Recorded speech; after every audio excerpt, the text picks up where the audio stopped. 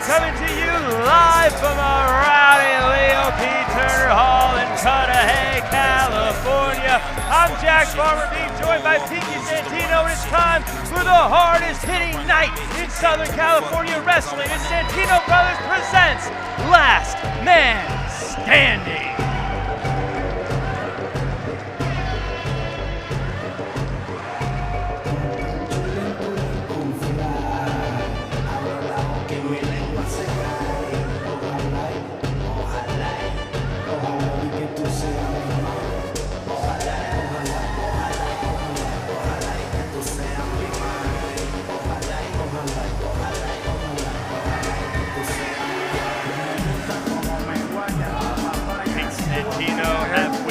A show lined up for the folks watching at home, and if you are watching on Fight TV, Triller TV, make sure to tell everyone about it on social media using the hashtag Santino Bros.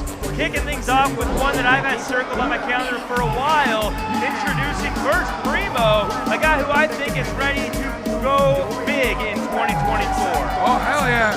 What a way to start with El Macho in the middle of the ring. Ah, look at that idiot, Adnan. Look at it. He thought he was going to get a high five.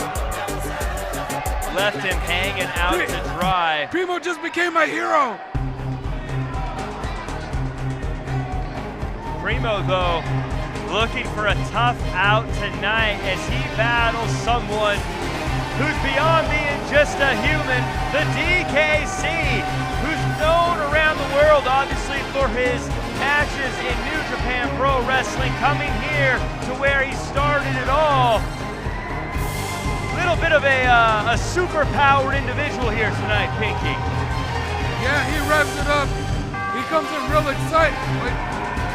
Wait a minute. No! He's coming in revved up. What is this, 1992? 1997 if you're into the new stuff. As we're going to kick this show off. They took away all the booty. Who could be into that? We send things over to Adnan Kareem.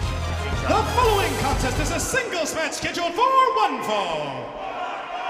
Introducing first in the corner to my left, from La Mancha, Spain, weighing in at 185 pounds, El Mas Macho PRIMOHENIO!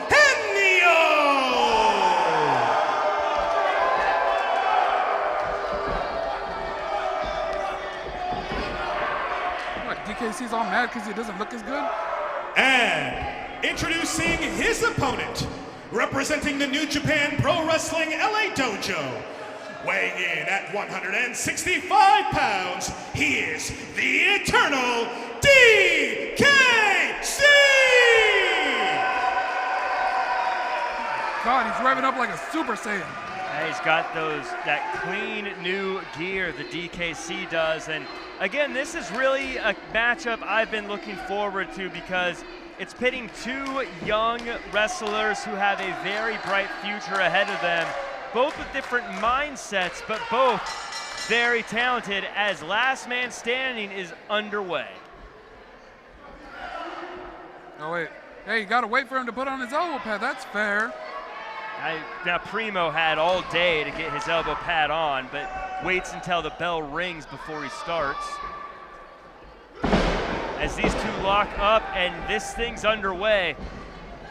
Now, Pinky, the story here both of these two individuals coming off of some pretty high-profile losses here at Santino Brothers. The DKC obviously lost a Santino Brothers championship match against Slice Boogie, who we'll see later this evening, but Primo lost to Alec Tomas at our last event and really wants to show that he can get back to the front of the line. Well, most definitely for both of these guys, it is a race back to the top of the mountain. We know both of them are going to get there eventually, but who's going to get there first? And this match is going to decide who gets the head start. Now look at this. Oh, Primo, oh! Well, looks like he outsmarted him with that little handshake. Why would DKC believe that? Primo, someone who's been more and more aggressive. Beautiful bridging suplex cover there, but DKC able to fight out of it. Tries to roll through. DKC able to prevent him from it. We get another cover. Yeah, Primo's been showing that aggression ever since he wrestled Delila Doom for that Inner City Championship. He's been showing that aggression more and more. It has been building. Look at that. Stomping away at the DKC, and you gotta love the aggression here. Again, as we talked about aggression and these guys starting here at Santino Brothers, if you want to live the dream, if you've ever thought about being in the ring, now's the time. Our next tryout class is Saturday, June 8th. You can get information for that at santinobros.net. Get in the ring and be a wrestler. Some people, they always talk about what they would do. Let's see what you got. June 8th, santinobros.net. As we get back into the ring and another cover by DKC. Yeah, we're gonna see what these two got in the middle of the ring right now. Oof. And again, DKC using those strikes. That's really what he's known for, is the strikes. And the first play of chops has been served up. It's actually the second play, but I couldn't interrupt you during your ad. So the chops are served up. People are filled up on chops. I got a feeling there's some more chops coming before the end of the most night. definitely. This is Santino Brothers, baby. But the strikes are really what sets DKC apart. It's something that over at New Japan Pro Wrestling Strong, where he's really shown out, has really separated himself from the rest of the group there with those, using the strikes again to keep Primo at bay. Wait a minute. Oh! Why did you talk about Primo strikes right there? Primo is definitely a powerful striker. Very heads-up play there by Mas Macho. Might be a heads-up play, but I think DKC's head almost fell off. What does Mas Macho have Oh, wait a here? minute. I've seen him do this before. Yeah! That heat seeker pile driver goes for the cover. Of course, we've seen that kind of pile driver win championships before. And I think that Mas Macho, El Primohenio, thought that he should have got the win there. And look at hurting neck. And what is he setting up for here? Oh, big scoop and a slam. Calls his shot and then he hits it. Primohenio dropping the elbow right into the sternum, making it hard to breathe before making the cover again. Now, I know you're a guy who likes aggression, Pinky. I know that you like it when people get violent. How do you feel about Primo right now? Oh, I like that he's ripping away at that nose right now. Look at that. Oh, dropping that nose right on the bridge of the nose. How are you going to be able to fight when you can't breathe out of that broken nose? Primo again calling out to the fans. Might be taking a little bit too much time right there. But worried about these idiot fans, though. Speaking of time, it's time for the championship to be put on the line. Our main event later this evening, a big heavyweight clash. Last man standing match. Got to cover in the ring. Last man standing match for the title. The LA Rumble winner, Big Dick Haas, challenges the champion Slice Boogie. That is going to be as hard-hitting as they get, Pinky. Yeah, and we just saw DKC kick out. We are not going to have to worry about covers in that match because it is last man standing. The crowd really getting behind DKC, and I think it's getting into the head of Primohenio. Primo, I spoke to him earlier, and you know, as he was talking about the different kinds of things that DKC is able to do, you might actually see some of them here, as he looks like he's teasing those chops. Yeah, get him with those chops. DKC is known for. The disrespect, but if anyone knows how to reverse those chops, it's DKC. Oh! Did you hear that? That sickening thud. Well, speaking to Primo earlier, had talked about how he really put in the tape time, the study time, and showing that yes, he's aggressive, yes, he's angry, yes, he wants to win, but he's willing to do the work. But DKC really making this a tough one for him, getting back to those running strikes, and DKC looks to be rolling. Yeah, Primo can't let him move around like this. You got to snuff out that fire, because if you let him start going, those strikes become more and more vicious as they go. DKC getting Primo up on the shoulders, off the ropes, ducks the clothesline, and just cannonballs through Primo using his entire body. He just threw caution to the wind on that one, Farmer. He just threw his whole body at him. Primo is dazed, knocked for a loop. This crowd is into it. As we get a little DK fire. That poor collarbone, no! And this has got to be it for the win. Ooh. Primo able to fight out. DKC now needing to figure out what he's got next. Of course, DKC has a lot of history here at Santino Brothers. A win here would mean a lot. Oh, yeah! But what a Uranagi into a backbreaker, Primo, and that one was brutal. That is one way to go ahead and take the oxygen right outside of the room. And look at, oh, I've seen them do this one. I love when he hits this one. There he goes. He looks to go around the corner and hits that 619 type maneuver. Rey Mysterio, eat your heart out. As Mas Macho, what does he have planned? Off the top rope, diving clothesline, hooks the leg. Oh, come on. How? DKC will not be denied. DKC, as mentioned, started his career here at Santino Brothers. He's had matches and alliances with some of the biggest here in the company, but has also made a name for himself traveling, competing in New Japan Pro Wrestling Strong in the breakout tournament there. But up and reversed. Beautiful Hurricane Rana. Wait, what is he setting up for here? No. Oh! Again, throwing his entire body into Primo. Hooks that German suplex and almost got the win. Thank goodness. I mean, yeah, he kicked out. I wasn't worried. You're worried. Of course. Shut up, Farmer. DKC now just resorting to those pummeling blows. Off the middle rope, caught with a spear mid-air. And there is the preparedness that I was talking about with Primo earlier. I think he scouted this one and he knew DKC.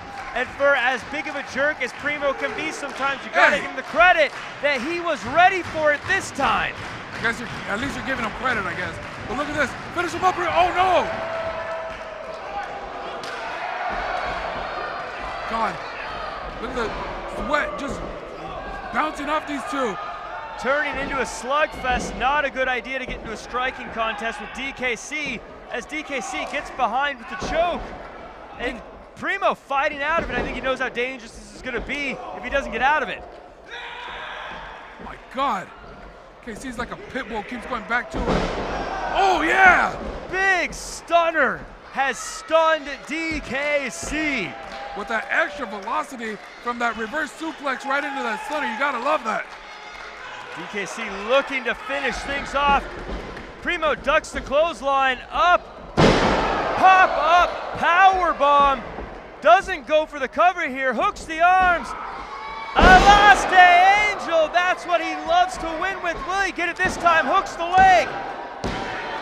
That's what I'm talking about. Here is your winner, PRIMOHENIO!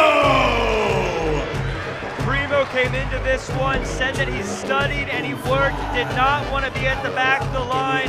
As we see here that Alaste Angel hit it to perfection. And I think this may be the biggest win in PRIMOHENIO's career. Most definitely, he's definitely on his way back up that mountain. And everyone that's at the top, the people like Delila News, the people like Slice Boogie, better take note that PRIMOHENIO is here, and he's here to play. PRIMOHENIO looking to make make 2024 the year of Mas Macho with a huge win over a perennial contender here at Santino Brothers. Of course, as we talk about the contenders, we talk about some of the matchups we have here later tonight. Folks at home, I want you to take a look at this video package.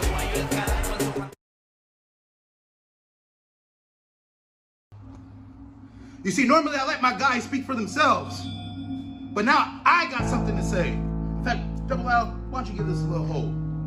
You see, on March 16th, Santino Brothers presents Last Man Standing, thank you very much, in Cudahy, California. That night, my boy, the Gigolo Double L, he'll become the new Santino Brothers Inner City Champion.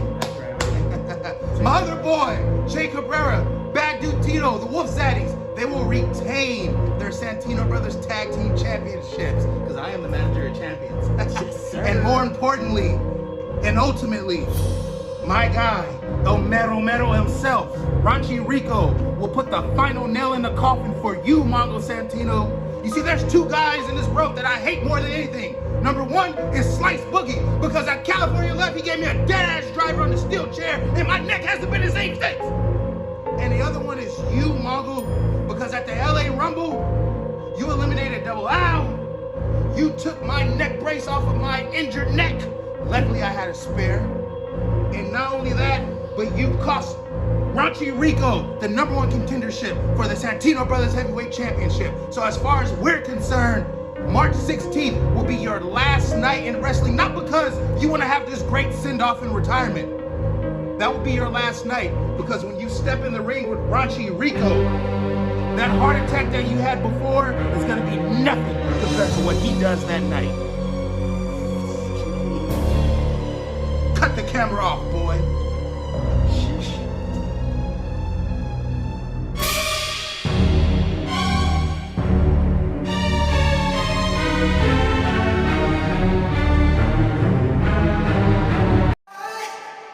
Great start to the show already. Pink, and again, for those watching at home, make sure you use the hashtag Santino Bros, and let us know what you think as we look to pick things up.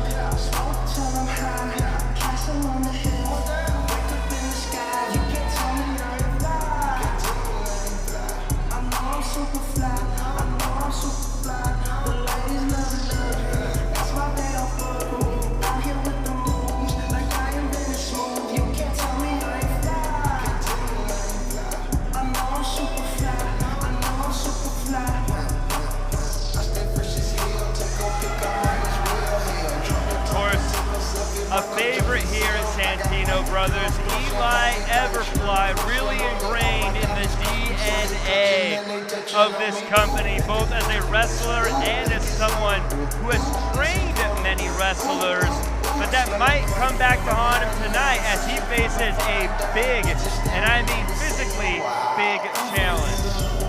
Oh, you're not lying. Eli Everfly is usually able to go ahead and turn up the speed and use that to his advantage. But what's the Fly gonna do when he lands on a pole? Why, for those of you who haven't seen Eli Everfly, I'm gonna tell you, you should get ready to see him take to the skies. We call him the Fly for a reason, and it's not just the mask, it's the offense. He loves to take to the air. We'll see if it's enough to neutralize the size advantage of his very large opponent. Can't wait to see this one.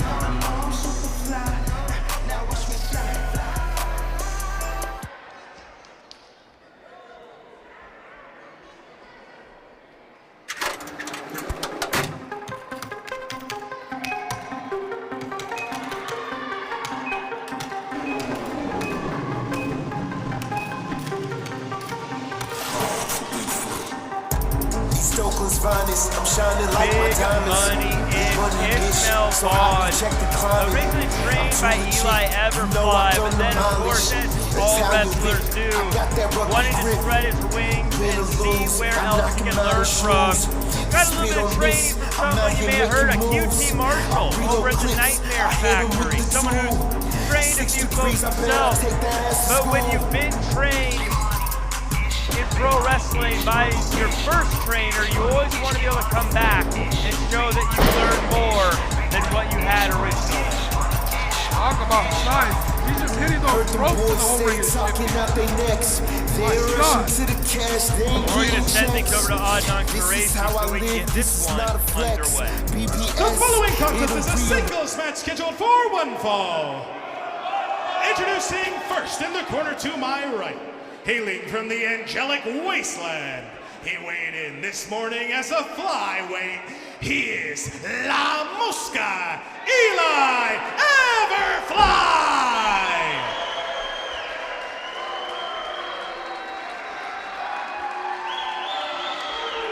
And introducing his opponent from Oakland, California, weighing in at 255 pounds, Big Money Ishmael Vaughn! I mean, let's just call it as we see it, Pinky. I think that anyone who's looking at this sees what the situation is. You've got Ishmael Vaughn, 6'5", 255 pounds, about as powerful and explosive as they get against Eli Everfly, someone who literally weighed in today at flyweight levels. This is going to be all size versus speed here. Oh, most definitely. Look at that. And Eli Everfly is going to have a game plan to take down the big man because it looks like those kicks aren't doing anything yet. Again, I don't know if you're Eli, if getting to a striking game is the right move, but I do think keeping moving is a smart idea because if Eli Everfly gets caught by Ishmael Vaughn, he's going to be in a lot of trouble. Oh, yeah, most definitely. And look at this. What is he setting up for here? Whoa! Eli Everfly able to use his momentum and his body weight, his full body weight to take advantage. And Eli looking to get flying early. No, a nice little kick to the chest. Wait a minute. Staggers the big man. Don't tell me he's going to do this.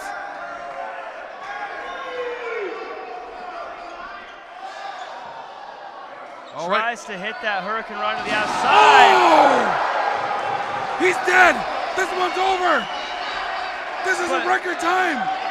But Pinky, we talked about the size advantage. I didn't realize it was going to come to play this quick. Walk us through this. What's there to walk through? He caught him. He tossed him. Now there's no more Eli Everfly. It's all over. Look at him, just throwing that dead body. Wait, oh! Tossed him like a long dart. Eli Everfly, I think he took a little too long to hit that diving Hurricane Rana. And Big Money Ish able to toss him, and I think Ish said, I'm not leaving anything to chance. I'm going to do as much damage as quickly as I can. And that might be it already. Come on, Ish. You got to roll him in and go for the cover. This one's over. Yeah, this has got to be it. Oh, wait a minute. Arrogant pin, Pinky. I don't know if I like that one. I think even you would have to agree. Hooking the leg may have gotten Ishmael Vaughn the win here. Yeah, I think this one could have been over. Might be a little too confident right now, but look at this. Oh! Hey, maybe I'm wrong, and maybe he's feeling it, and maybe this is his chance to make a name for himself, Farmer.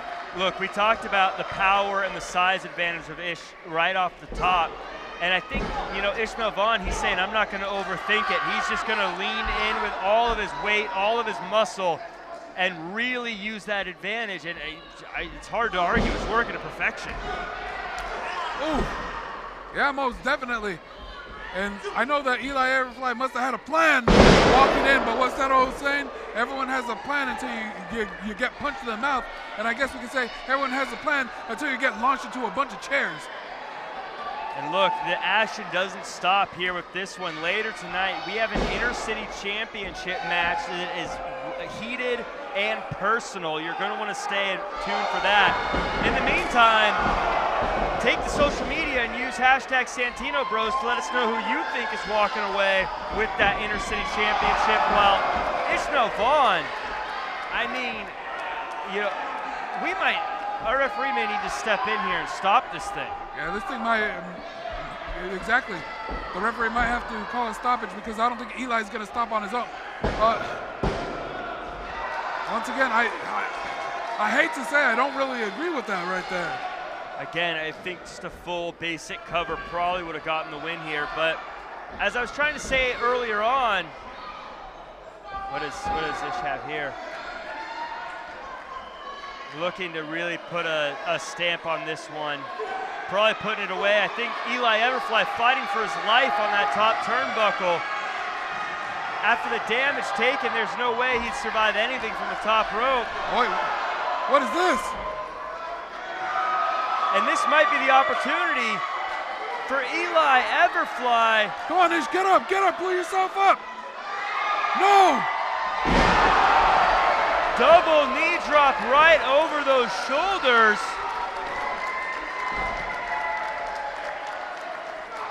And Eli Everfly right back in this thing. Just got kicked on his right in the forehead, right between the eyes. And this is that speed and using the full body that Eli has been looking to do from the beginning. Caught. Springboard stunner. And Pinky, you know, we were counting Eli out. I think we need to remind everybody that Eli Everfly is someone who has picked up upset victories over world champions like The Miz on SmackDown. He's used to being the underdog here, and he might be playing right into his game plan. Oh, just knocked a tooth out. Oh, wait, what is he setting up for here? And German suplex on the ring apron. That could be the end of this thing. Eli Everfly somehow able to hit the sliced bread on the ring apron. And the corner of the ring jamming right into that shoulder. Oh! He just flew out like a missile. And Ishmael Vaughn sent all the way back almost here to the commentary table as Eli Everfly's throwing everything at him. Listen to these idiots chant Mosca. Eli Everfly taken to the skies, looking to touch the stars with a moonsault off the top rope to the outside. My God. Could we be seeing Eli Everfly find a way back into this one, Pinky? Poor Ishmael. What did he do to deserve this? Poor Ishmael powerbombed Eli Everfly through the front row earlier. That was before. Look at him now. Both these men completely laid to waste. I think this one's over. I'd be surprised if either of these guys can make it to the ring. Both of them trying to get back up.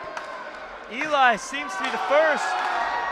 As we at the 5, of course, if this is a 10 count, if one of them can't get back in, this one may end in a draw.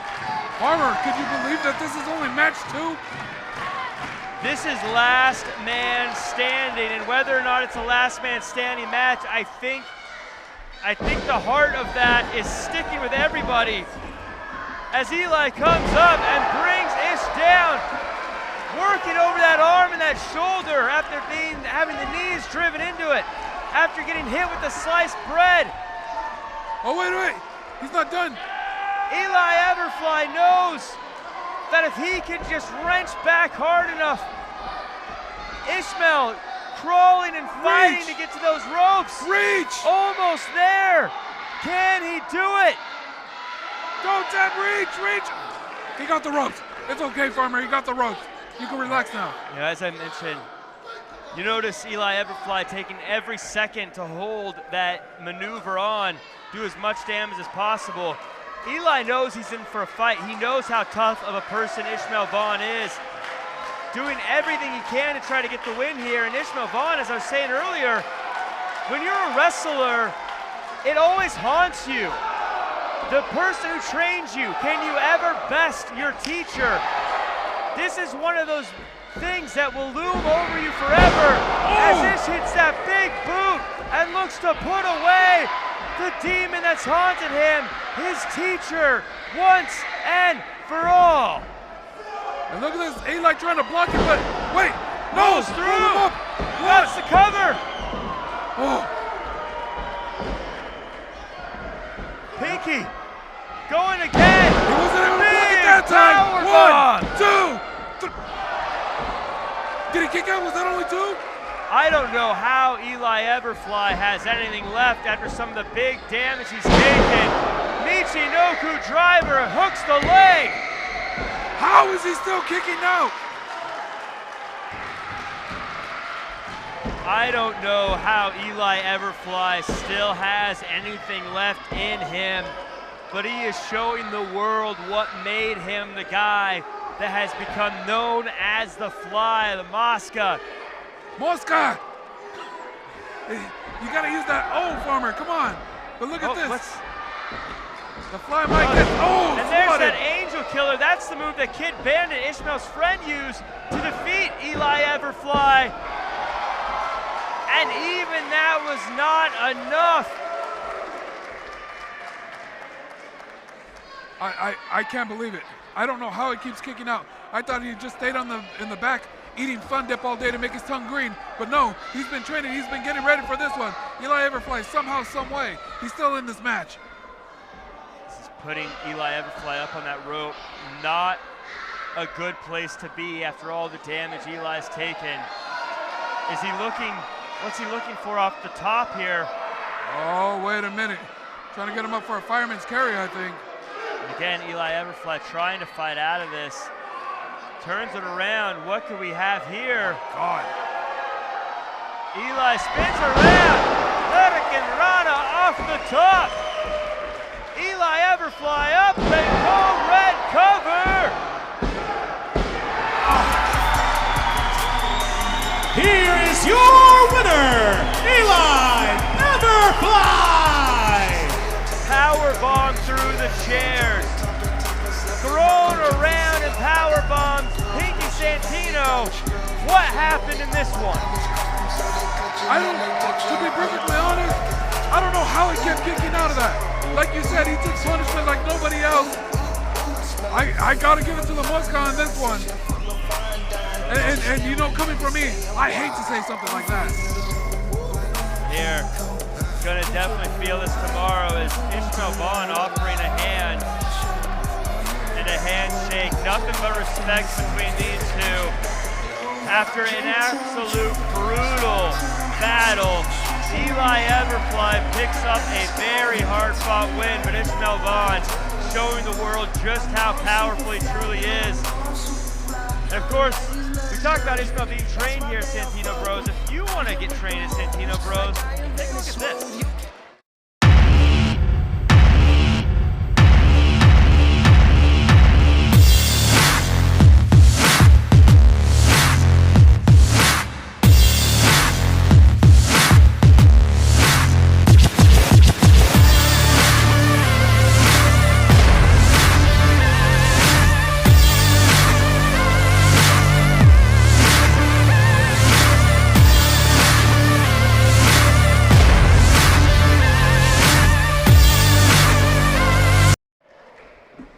We are off to a hot start here at Last Man Standing. What a hard-hitting one. And the action's not slowing down, Pinky. I got a feeling this one is going to absolutely keep the fans on their toes. Yeah, Farmer, you're not lying, because it's time for a little bit of tag team action right here at Last Man Standing. The Lucha Kings, the SoCal Pro Tag Team Champs, making their way to the ring. These guys are high-flying and hard-hitting. If you haven't seen them before, I think you're going to be very, very impressed. El Rey and Bamboo. These guys really know how to put on a show. Yeah, most definitely. They've been very impressive lately. But they're going to go up against a team that I'm not excited about seeing because I'm about to have to witness you dancing during their entrance. But that Lucha King coming out with those leather jackets, it takes a certain level of machismo to pull off a leather jacket. I think these guys, no problem doing just that. Now, Pinky. Here we go. Are you ready? Well, are you ready to dance? I'm not gonna dance. I wish you wouldn't, but that's right. The beautiful Santa Abby could only mean one thing.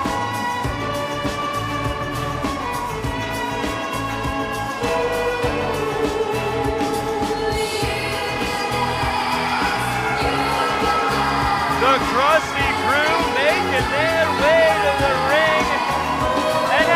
wins in a row, came 1 win short from becoming the Santino Brothers Tag Team Champions. But they are back to try to get back to their winning ways. Don Kubrick, Lucas Riley, the most exciting tag team in Southern California today. And Pinky, if you don't like them, you can still listen to ABBA. And you can dance. Oh, God. I wish you would have danced. I wish they would have danced. I wish Mamma Mia wasn't a thing.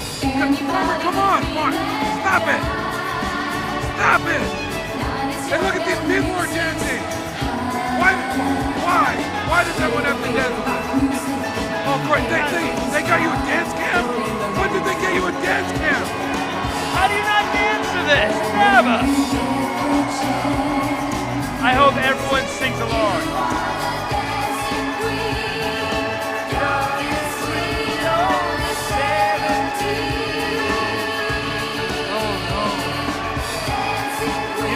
Derek Farmer, I gotta say this right now.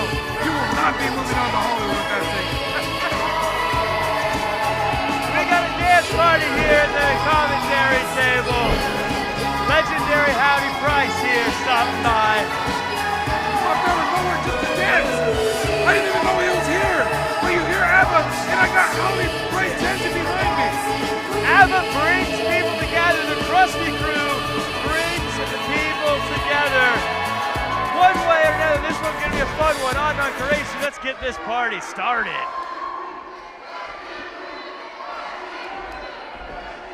The following contest is a tag team match scheduled for one fall.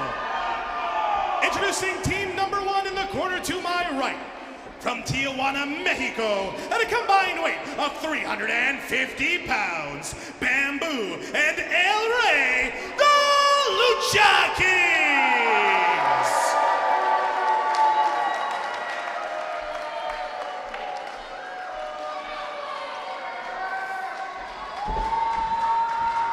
And introducing their opponents at a combined weight of 355 pounds, the Gravity Renegade, top-notch Lucas Riley, and Mad Droogie, Tom Kubrick.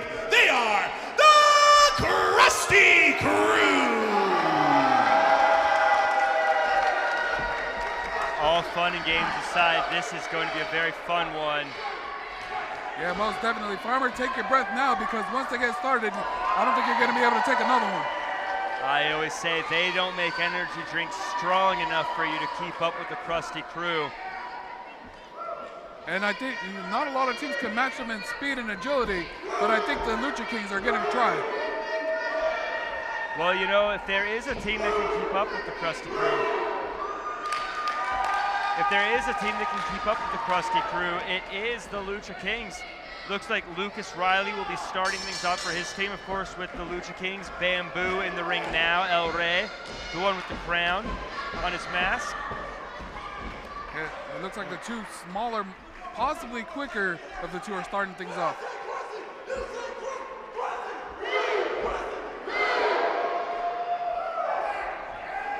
We got a building full of Crusty crew fans. Lucha Kings, though, I don't think they're going to be rattled by who the crowd is here to see tonight. Like I said,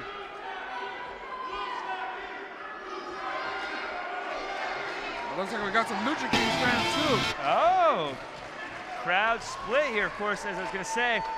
Lucha Kings, they have been very successful out in Tijuana and, of course, here in the States, the SoCal Pro Tag Team Champions. They're actually going to be competing next Friday at the Crash for their tag titles. Very experienced, very talented team.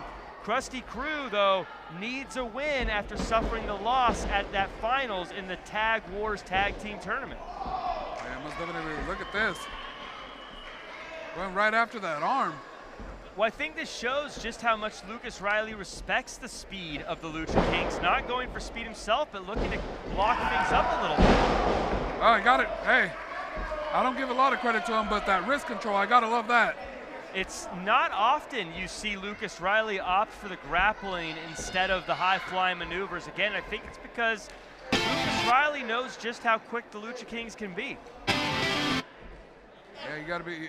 Sometimes you got to be careful, but let me let you take over right here.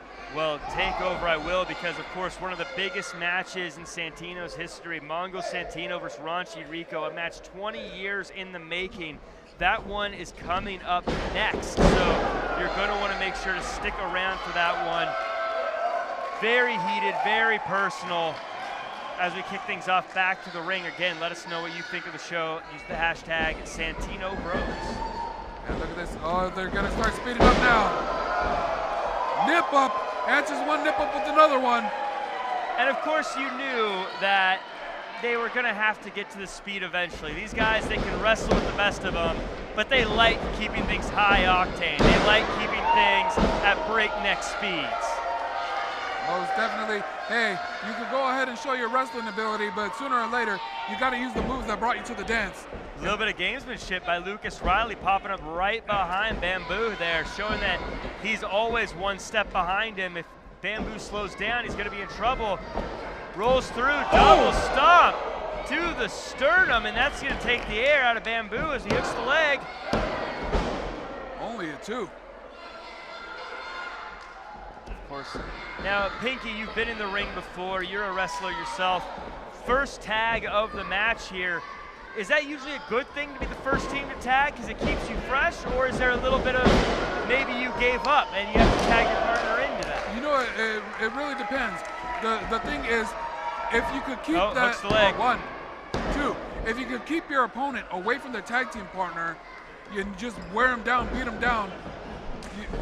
It's a great thing, but the minute that fresh man gets into the ring, it's bad news.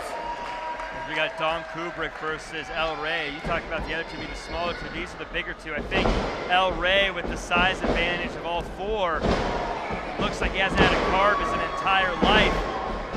But again, these guys are big, but they're also very fast. Off that middle rope, beautiful cross body, hooks the leg. I think the big guys are flying more than the little guys. El Rey, you know, you look at that veteran wherewithal. After the crossbody didn't get the win, didn't just let Dom Kubrick kick out. He held him down. He kept the headlock on, not allowing Dom Kubrick to get any momentum, as the Lucha Kings seem to have all the momentum right now. Oh! What beautiful offense. Go for the cover. Gas tank still has too much gas in it for Dom Kubrick to be out. These guys move around like circus performers.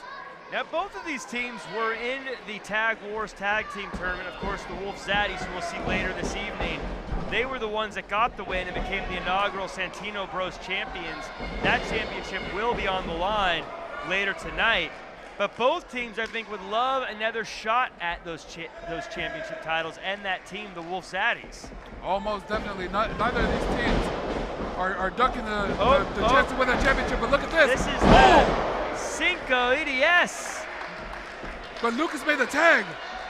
The Kings don't know it.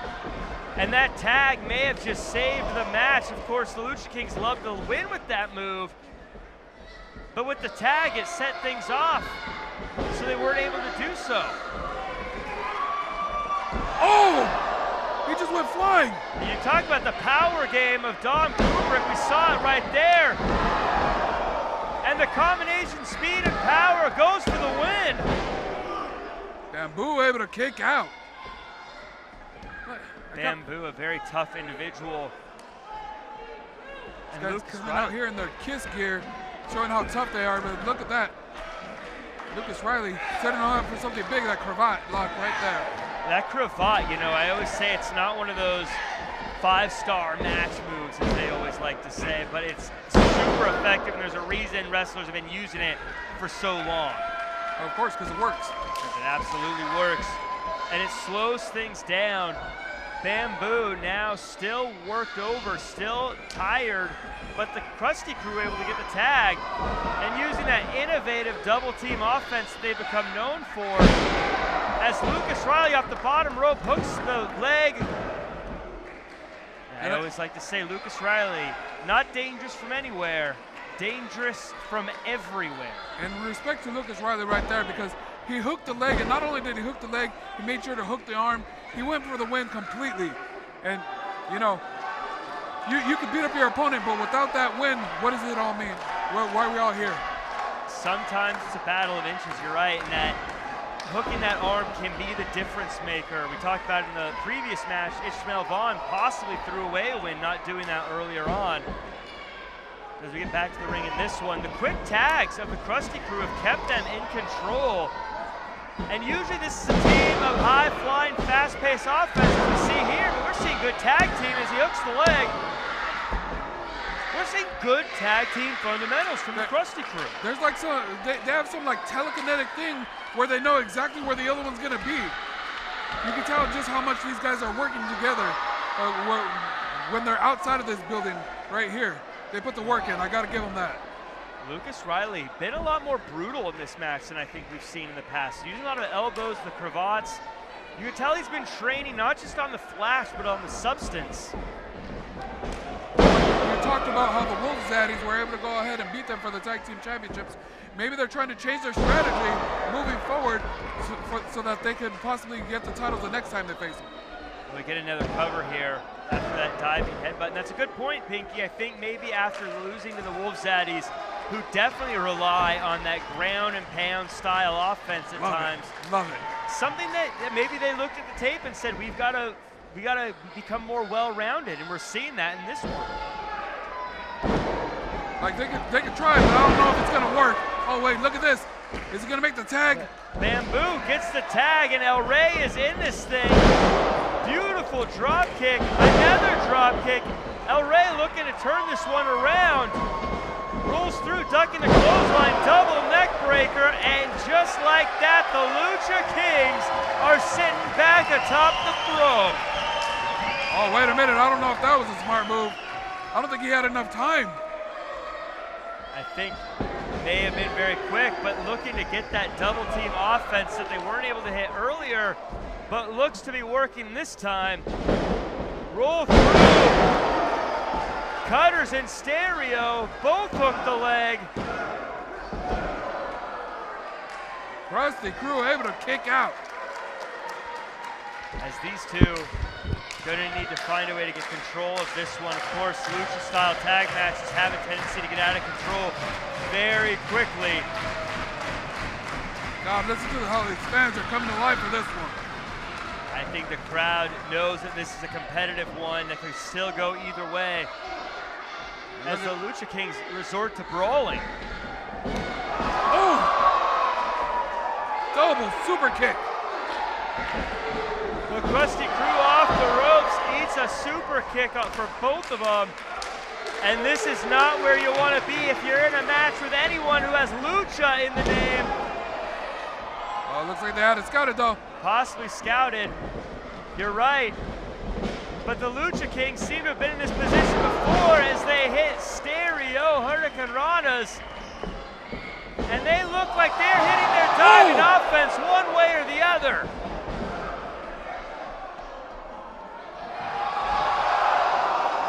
My God, a moonsault from the top! I mean, talk about pulling all stops out. These two flying through the air. This one's gotta be it. How's he standing? This is where the bread is buttered for the Lucha Kings. Taken to the air, coming to the outside, and they have the size advantage. Lucas Riley in a world of trouble if he's not able to turn things around. Crucifix driver. Combination here as Bamboo off the top with a beautiful splash, hooks both legs. How? I don't know how all these guys keep kicking out tonight. This is last man standing and they're making a point to get back on their feet. So much is on the line at these shows here at Santino Brothers. Santino Brothers exemplifies toughness. It exemplifies fighting. And when you get in the ring at a Santino Brothers show, you know what you're in for. And I think all four of these guys came to play. Rolls up, cover. Only a two, but look, 2-on-1, big double super kick. Double your super kick, double your fun. The Crusty Crew hits that Dutchman's curse. Double cover. Here are your winners, Crusty. In a hard-fought battle, we see it here. Crusty Crew finally hits that Dutchman's curse and is able to get the win. Win 9-0. Came this close to becoming the Santino Brothers Tag Team Champions. They say, look, if we gotta start at the bottom of the mountain, that's fine. We're gonna fly back to the top. I gotta give it to them, Farmer. They were extremely impressive. But the question is, are they ready for the Wolf Zaddies one more time? That has to be on everyone's mind, including the Wolf Zaddies, who I'm sure are watching in the back. But for now, the day goes to the Crusty Crews, but I think the Lucha Kings impressed a lot of people, and frankly, I'd like to see them back here at Santino Bros. Hey, I wouldn't mind seeing it either. These guys tore it up today. An incredible contest. We've seen a couple matches here with hands shaking at the end. Great sportsmanship, great competition. Really the spirit of Santino Brothers, all about being the toughest and earning it. You love to see it, but Pinky, our next match is one that's not about respect. Oh yeah, that sportsmanship is about to go out the window, Farmer. It's one that is about as personal and violent and hate-filled as you're gonna get. It's one that's 20 years in the making, and folks, before we get to that, I just want you all to take a look at this. All right, thank you everybody for being here tonight. Whoa, whoa, whoa! Farmer, look at Raunchy Rico, they warned Mongo Santino. You know what? In Cudahy, me voy a partir tu madre. You've been sticking your nose in my business for months. So, there's a lot of, I feel jealousy or hate towards me. Stick your nose in my business. Mongo, in Cudahy, March 16th. I'm giving you 2 months. Do you accept my challenge? Do you accept the hard way? You have no choice. Now! Yeah! Oh! Did you hear that? March 16th. This rivalry comes to a head. It's been one that's brewing for almost a decade.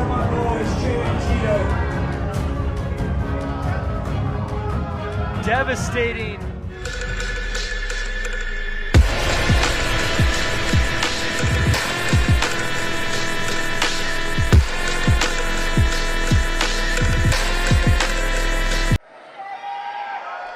You know, Pinky, this is one that I know there's going to be personal opinions on both sides. You can't really avoid it. You know, we try to be unbiased, and I know you and I probably have different opinions of this situation, but this is one that I guess couldn't be avoided one way or the other. Oh yeah, 20 years in the making. Little by little, these guys have been grinding at each other's gears, and it all comes down to this, Farmer.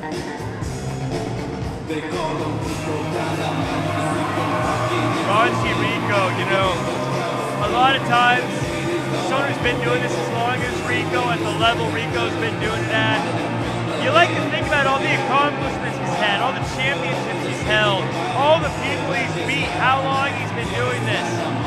But tonight, all I can think about is how he has antagonized Mongo Santino and how he has provoked Mongo Santino, someone who is a staple and figurehead of this company, of Southern California wrestling.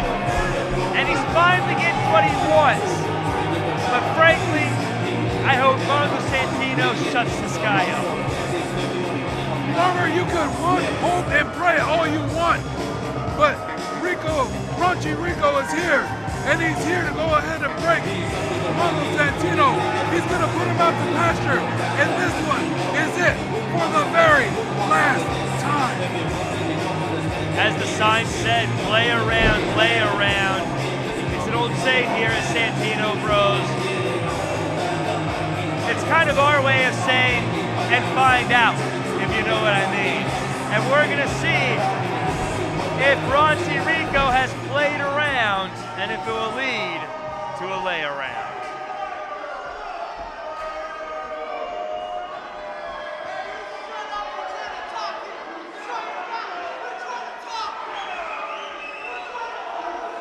And of course.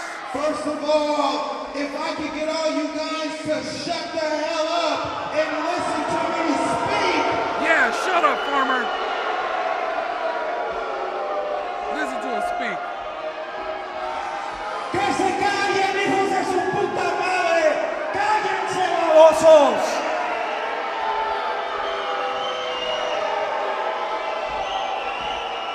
Now that I have everybody's attention and respect, I would like to say this right now. 20 years is a long time to finally get where we're at now. And for all you people that came here to see Mongo Santino, Que se callen. Cállense la boca, pinche raza babosa. The #1 guy in Southern California, the heart and soul of Santino Brothers is Roni Rico. You can forget about Mongo. I'm the #1 guy around here. 20 years in the making. I'm gonna kick his ass. I'm gonna send him home. I'm gonna send him straight to bed. Tell him. and Mongo, if you think that open heart surgery you got a couple of years ago was bad, wait until tonight when Rico Dynamite puts you in the ground, bitch.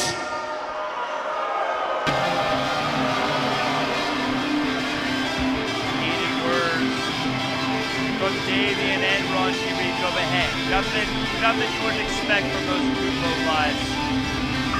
There's Alonzo Alvarez in the ring too, we'll see him later tonight.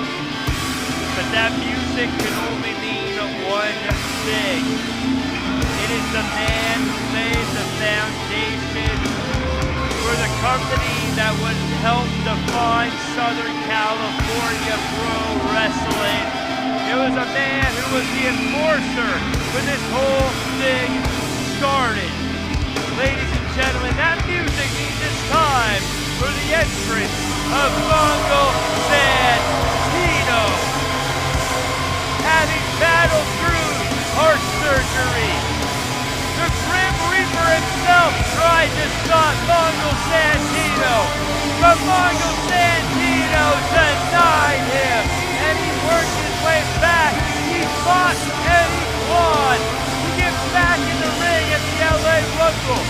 He eliminated Roni Rico, and since that moment, Roni Rico has done everything he could to force this matchup, and now Mongo Santino has come to make Roni Rico pay the piper.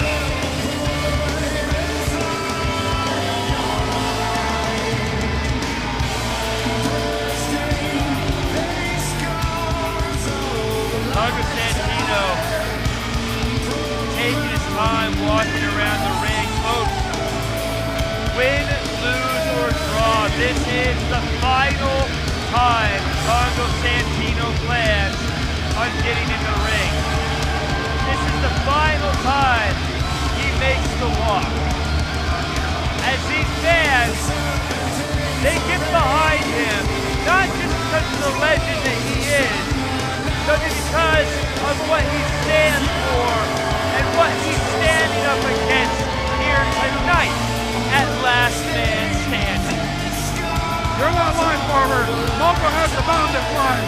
But the question is, can he still do it? Does he still have it in him to climb that mountain one more time? Oh, wait a minute, look at all this. What's going on here? With a beautiful display of respect, the ribbons come flying into the ring. These fans in Cudahy, they know that wrestlers from all walks of life that they see today on national television shows to the indies around the globe, many of them have been inspired or were trained by this man, and they know this is the last time we're going to get to see him do what made him great. Well, I talked to Rico about this, and he says he sees how big of a deal people are making of it. That is his last time. But Rico says he doesn't give a damn. All he cares about is putting Mongo down. And that's what he plans to do for 1, 2, 3, whether it be the last time or not.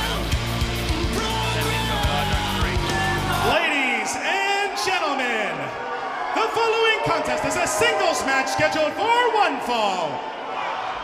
And it has been 20 years in the making. Introducing first in the corner to my right, being accompanied to the ring by Double Al, Alonzo, Alvarez, and Damian, Arsenick. From Guadalajara, Mexico, weighing in at 226 pounds, Raunchy Rico!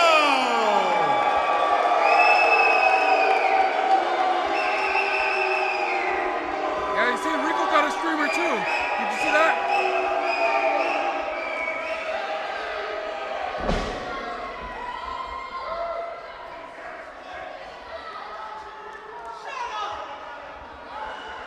Ladies and gentlemen, I have the privilege for the first time ever in a singles match to introduce you to this man for the last time ever. From Montebello, California, standing at 6 foot tall, but his shadow reaches all the way to the Pacific Ocean. A man who, along with Joey Chaos, formed the Fighting Santino Brothers in 2004 and opened this great school and promotion in 2008. A man who, over the course of the last 26 years, has defined what it means to be an ass kicker.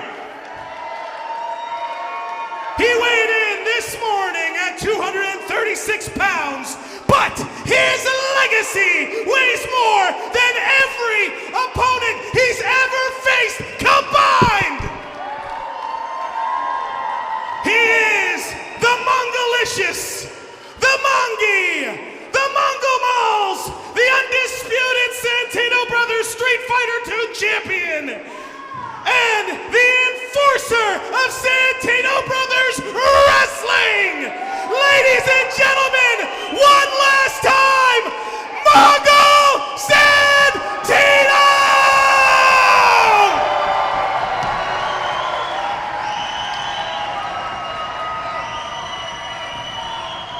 Pinky Santino. What a fitting entrance for the man who has done so much for professional wrestling. I'm calling conspiracy. If he introduces Mongo like that, he should have introduced Rico like that. It's unfair, unjust. The deck is stacked against Rico. I'm telling you that right now. Of course, we see these two already jawing with each other. This one is not about respect. This one is very personal. These two hate each other, have hated each other for 20 years. Mongo Santino, it's his last match. It's his last time getting in that ring. We're not going to see Hurricane Ranas. We're not going to see dives. There you go. But we are going to see Rico maybe walk away from. And what's, I mean, what is that, Pinky? Hey, you know what this Defend is? your guy. That's just, what is that? You know what this is? Just like in professional sports, just like in football, he's icing the kicker right now. Mongo came out hot, ready to go. He's icing him down. He's letting him cool down. Mongo can't be raising and lowering that energy anymore. He's a little bit older now. Well, it's not a bad point. As I was saying, Mongo, he's older now. He's not going to be able to hit the high-flying moves. He's not going to be able to keep the tempo up. Not against someone like a Raunchy Rico who's so devastating, so powerful. But you know what Mongo can do? He can brawl, he can grapple, he can keep this down on the mat. He can try to outmaneuver him, outsmart Raunchy Rico. Whoa! As we see the Mongol Maniac send Raunchy Rico right back to the outside. And Mongol's showing us that I don't know how much he's got left, but he's got at least one more in him. My God, how's he able to still move like that? Did he just do an enziguri? Mongo hooking the leg. Mongo coming in hot, you're right, trying to. Mongo knows he may not have the gas tank. Mongo knows he may not be able to go long. Trying to get the damage in while the damage is good. Chopping away, not doing the most innovative things, but doing the most effective things. The things that made him the enforcer at Santino Bros for so long. There you go, Reeks. Chop him down. Chop him down, Reeks. And Rico, Raunchy Rico, going to the eyes. Doesn't even care if he gets the win the right way. Doesn't even care as he chomps into the face of Mongo Santino. Hey, you said it before. This is personal. There is no right way, Farmer.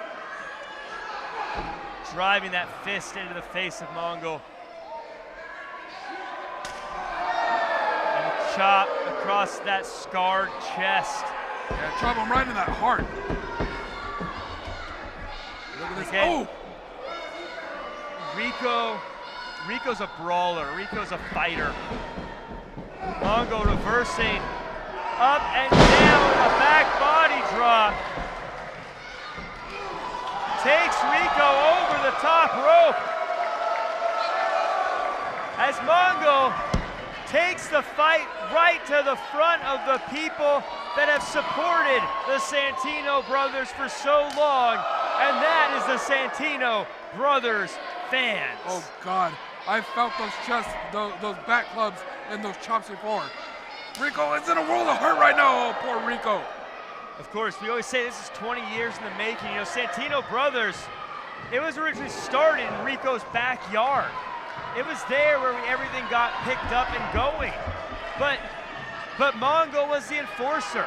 And Rico, back then as he is today, doesn't like people telling him what to do. Doesn't like having a boss. And these guys clashed and butted heads right since day one. And those tensions have been boiling over, and we're seeing it happen now as Damian Arsenick coming in with the chair. Oh! But it's so double out. The referee didn't see it. With a clean This shot one's over. to the head of Mongo. Bye-bye, Mongo. What a nice career. Way to go. This one's over. And it looks like Mongo may be out as he ends his career not riding off into the sunset, but being buried dead center in the OK Corral. There you go, Reeks. Lay him out. Oh, wait, I think he's busted open. Look at that. As the blood of Mongo Santino pours down his face, down the back of his head. Yeah, look at him just laying in a puddle of his own blood. That's what I'm talking about, Reeks. You know, we've seen moments like this where the fans almost lending their energy to Mongo here. We've seen moments like this, Pinky, where wrestlers could get the win, but they don't go for the cover because they want to dish out more damage. I think this exemplifies that. I think Rico just isn't done yet. Oh, no, most definitely not. He had to wait for months for this match. Rico stomping the fingers.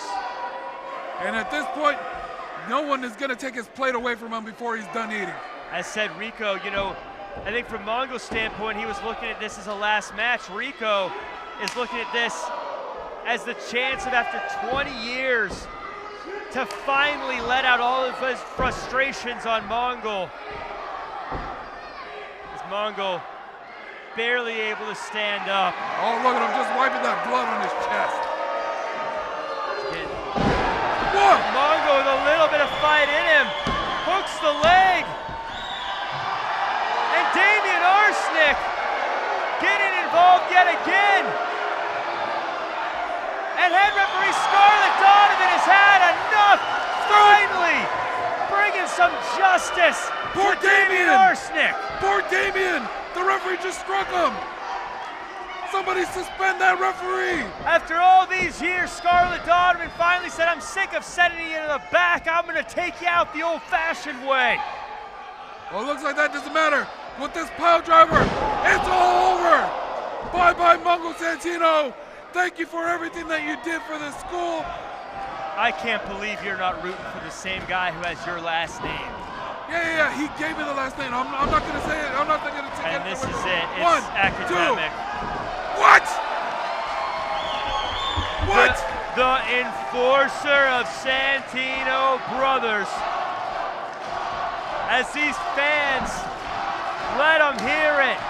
The man that has helped shape pro wrestling in Southern California shows that he still has a little bit of fight left in him. Come on, Rico, put him away. Put him away for the last time. Rico striking down at Mongol. As Mongol realizes this is it. This is the last one. This is the last chance. And like the greatest wrestlers of the past, takes a few shots before firing up and takes down Rico with that T-bone suplex he's known for. How? How is he hitting this? Where's he finding this energy farmer? Pinky, Mongo Santino, not giving everything he has, giving all he has with the spine buster cover. Here is your winner, Mongo Santino! After getting hit with a chair, after everyone ganging up on him, Mongo Santino did what the greatest wrestlers in the history of the game have done. He fought through it, he powered through, and as they say in Santino Brothers, he proved that legends never die. I got it. Farmer, I hate to say it, and I hate to say anything against Rico, but I gotta give it to Mongo Santino. He stood in there, he fought, he proved that everyone has one, every great fighter has one last great fighter left in him, and he showed it here today. Joey Chaos, always at the side of Mongo. Nothing different here. Checks in as we hear from the legend himself, the man who we're all here because of. We're gonna hear from Mongo Santino.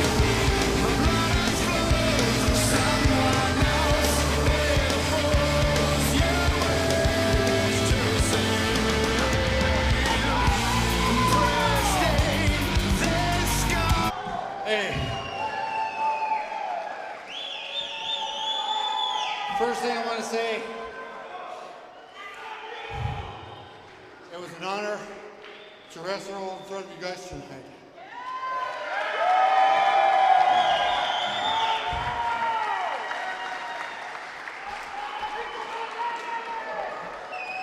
I got a second chance, and I want to thank Santino Brothers, the team that got me here today. I want to thank my family and friends, my sister, Vaughn, Josie, Jolene, my Uncle Tony, my friend Candace, my friend Jen Only, my friend Eddie, Vanessa, Denise, Anita,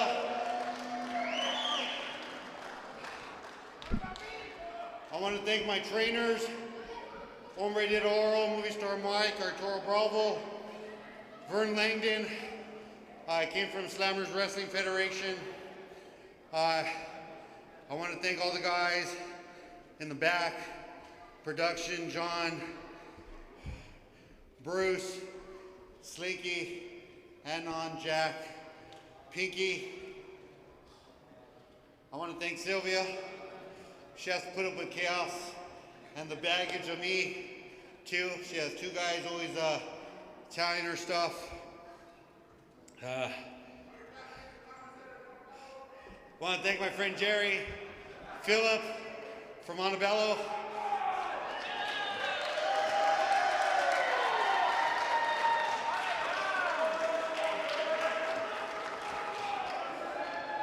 But I want to thank Juan Tasco and Angel, my training partners. But I really want to thank is Joey Chaos.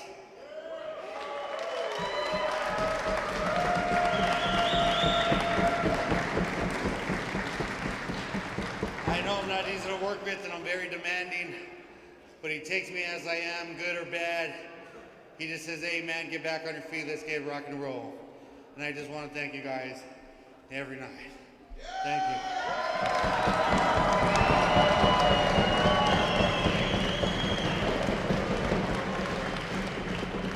One last thing too. I want to thank Rico. If it wasn't for Rico, I probably wouldn't eat better, get in better shape, value my life a little bit more. And I needed him to bring the best out of me today, and I feel like he did. And I hope you guys appreciate it.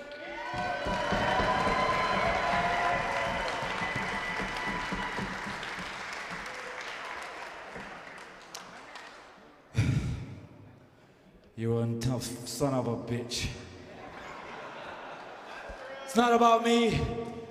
It's about Mongo, Tony, Antonio Ramos.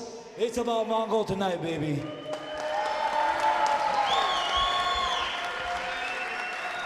Ladies and gentlemen, give it up one more time for Mongo Santino! Back in 2008, Mongo gave me the permission to use the name Santino. So I sit here today on commentary with the honor and the privilege to be able to call his last match and say, thank you, Mongo. Thank you for all the years training us here at Santino Brothers. Thank you for the years of advice. Thank you for all the times you were there. Buddy, I want to thank you from the bottom of my heart for allowing me to be here tonight. Today, you walk off into the sunset as a champion. Couldn't have said it better. Mongo Santino, true hero, as the locker room has stood out for him. Thank you, Mongo Santino. Of course, after a match like that, we're going to have to take a little intermission. It's going to be a very brief one. Stick around on Fight TV. Go to social media, use the hashtag Santino Bros. Let the world know what you're seeing. We have some big matches coming up. Tag team champions are on the line. Zaddies versus Suavitos. Of course, we have DELILAH versus Alonzo Alvarez for the Interstate Championship. And that big world championship match, Santino Brothers championship match, Slice Boogie versus Big Dick Haas, a last man standing match coming up right after this very short break.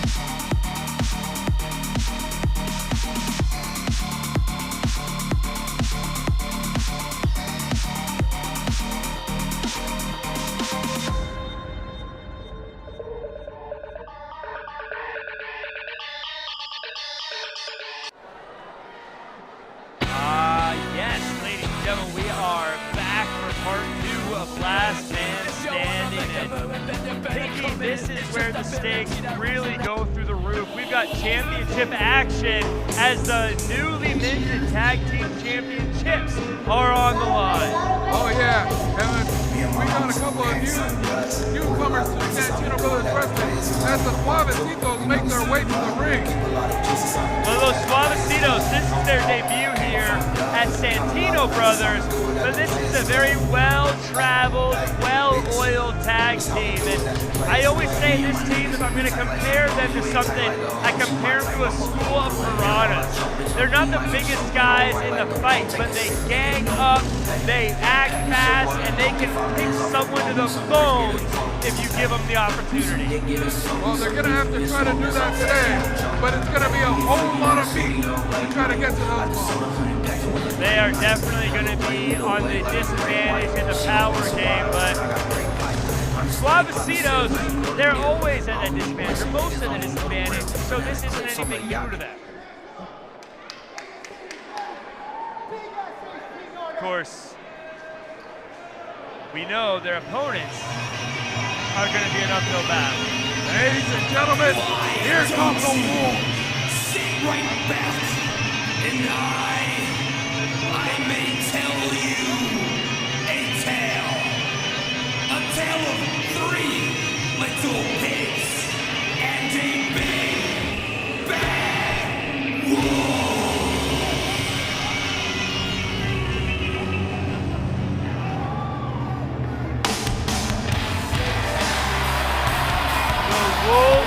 Zaddies, tag team champions, not just here in Santino Brothers, but across the globe in multiple places. This is just a gaggle of alpha that is hyper-aggressive, and they barreled their way through the Tag Force Tag Team Tournament and have been completely unstoppable as the first ever Santino Brothers Tag Team Champions. Oh yeah, Farmer. A lot of guys, once they go ahead and gain those tag team titles, they rest on their laurels. But I asked the full Zaddies, how are they feeling? And they said, no, we're not full just yet. We're still hungry. I always say, no matter how hungry you are, this team is gonna eat your lunch. The Wolf Zaddies are as dangerous as they talk.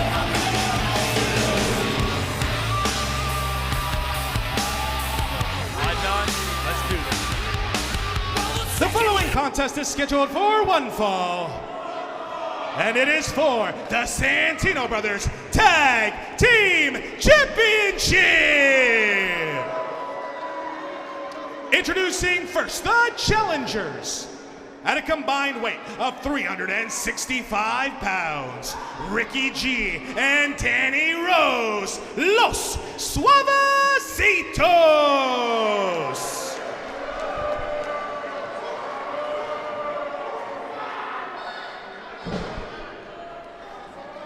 And introducing their opponents at a combined weight of 515 pounds, they are the Santino Brothers Tag Team Champions, Latino Meat, Che Cabrera, and Bad Dude Tito. Oh, wait a minute. Those Suavecitos jumping the Tag Team Champions from behind before they were able to get their full introduction. And in most cases, I would say that that's the wrong thing to do, but frankly, when you're in there with the Wolf Zaddies, I think you really have to do whatever you can. I gotta give it to them for striking first, but the question is, are they gonna be able to strike hard enough to take down the Wolf Zaddies? Oh! It's not always who strikes first, it's who strikes last. The tag team fluidity of Los Suavecitos keeping them on the advantage here. It looks like Che Cabrera doesn't know where they're coming from here. A little stutter step kept things off rhythm. As those Suavecitos in control here, and it's very rare we see a team get the jump on the Wolf Zaddies. Oh, wait a minute. Well, there went that. The Wolf Zaddies say, look, oh my God! If you want to get a jump, we'll help you. They just collided in midair. Wolf Zaddies back in control of this thing, not where you want to be. if you're Los Suavecitos. Oh, wait a minute. We've seen this. Oh! And this team taken to the air whether they like it or not. The Wolf Zaddies, again. Yeah, just run. Just run. We talk about live to fight another day. Showing that every muscle on the Wolf Zaddies is dangerous. And the match starts. And the match starts. Fuck him up, Jay! Oof! Those sickening thuds by Che Cabrera. You hear the thud of those chops, and you can just feel the reverberation setting off the heartbeat of the competitor. Che Cabrera deposits his opponent. And there it is, the Bad Dude Senton by Bad Dude Tito. You know, you don't earn a nickname like Bad Dude without being a very bad dude. Oh, look at this. Calling out the Crusty crew. Did you see that? Showing no fear. You know, Bad Dude Tito just stomping down the nether regions. Bad Dude Tito is just a smothering, powerful offense. He's one of these guys that just stays on top of opponents and just blisters them. And he can throw you, he can pound you, he can take you down to the ground. And Che Cabrera in there now is the prototypical perfect wrestler. If you built a wrestler in a lab, you would get Che Cabrera. Oh, wait a minute, that might have been a mistake. Well, like you said, the Piranhas, they swarm together to go ahead and take over Latino Mean, and look at this. Up and down with the ghetto bird. That cross body hooks the leg. We might get an upset. Suavitos again going back with the kicks there to the shoulder. And you know, working the arm, typically a smart move, but I think Che Cabrera is just so needy there. I don't know how much damage you're going to be able to do to the shoulder of Che Cabrera. Yeah, he has to, if they have any chance, he has to do his best to attack those joints. Yeah. That's the only shot he's going to have. Where there's not as much of the muscle there. If you get a cover. Now another cover.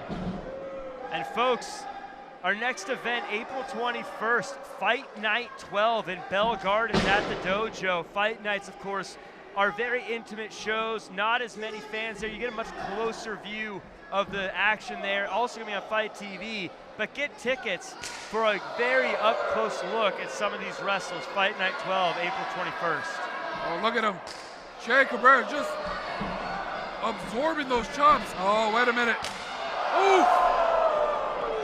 Pinky, I know you're a Wolf Zaddies guy, but what do you do if you're Los Suavecitos? How do you neutralize the Wolf Zaddies?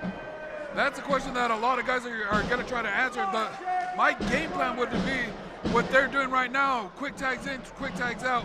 Don't allow him to tag in the freshman and attack those joints, because what those joints are going to be the soft targets where there aren't very many soft targets on the Wolf Zaddies. Oh, and here, like you say, I think taking some of that advice, putting the hands around the throat to choke out Che Cabrera, taking out the oxygen may be a good move. I don't know how smart it is to start talking trash against the Che Cabrera, though. Oh, that might be a huge mistake. Oh! Suavecitos, they don't back down from anybody, no matter the size. But sometimes, as they say, discretion is the better part of valor. The speed, keeping him out of trouble. But Che Cabrera, a textbook super power slam, just rattled the spine. And look at that dude, Tito is looking for that tag, and he is revved up and ready to go. You want to know what you have to do if you're the Suavitos? Prevent him from making that tag. This is really a make or break moment for Los Suavecitos. If they can get the tag here and keep Bad Dude Tito out, they may have a chance, but Bad Dude Tito is constant aggression, constant attack, constant offense.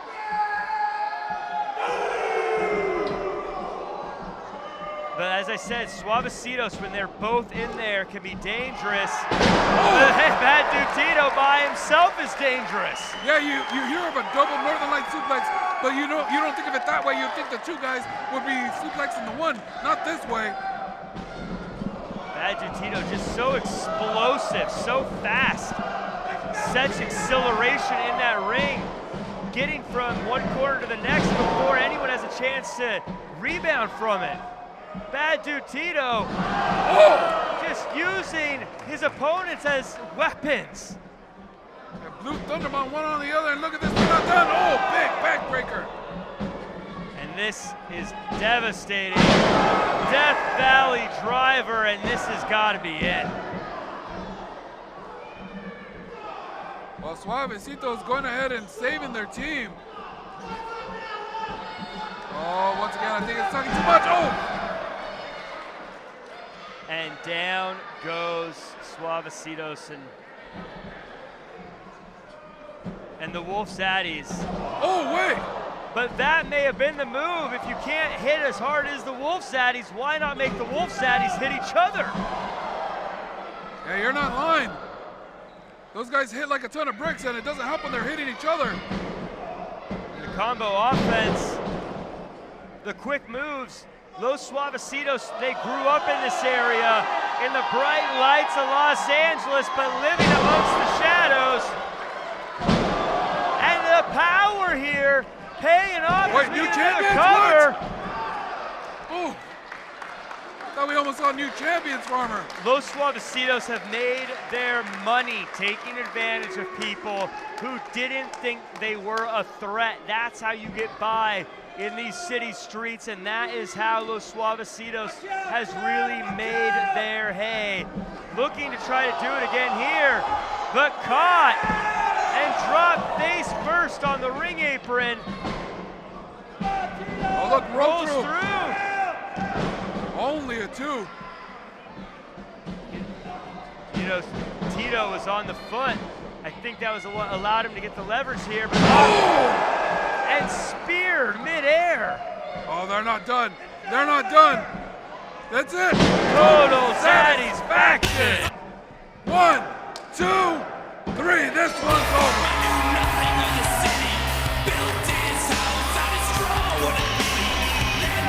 Here are your winners and still Santino Brothers Tag Team Champions, the Wolf Zaddies. As we see here, Pinky, total satisfaction. When they hit that move, it's lights out. And, you know, I don't know if I see anyone taking those titles anytime soon. The first ever Santino Brothers Tag Team Champions might be the last. You wouldn't be wrong to think that, because I don't see anyone that wants to step. Well, I know some people that want to step into the ring, but I don't know that many people that are going to be able to pry those titles away from those two monsters. Well, again, this is a bunch of championship matches here to close out the second half of the show.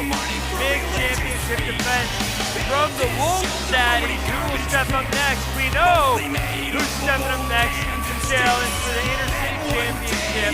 It's Alonzo Alvarez challenging Delila Doom. Someone's held that title in 511 days. Delila Doom at this set.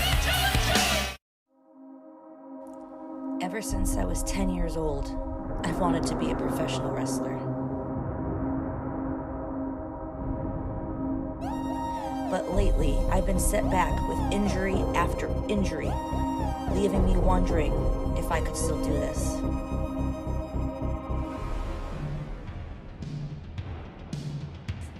That's why on March 16th, I'm going to come back and prove I am one of the best wrestlers to ever hold this title.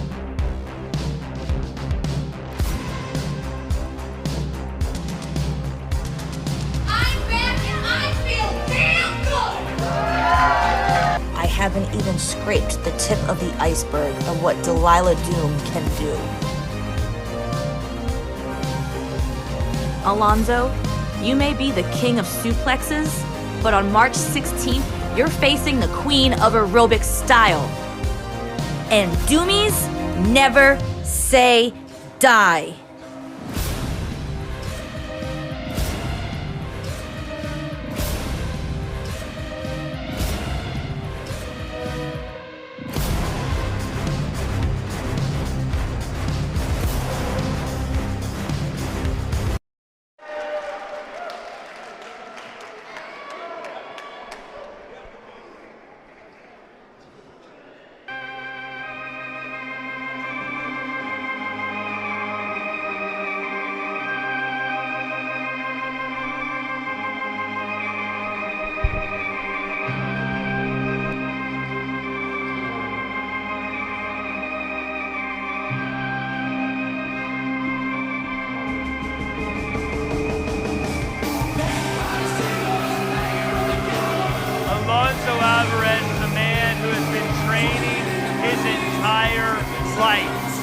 won wrestling championships since he was a child.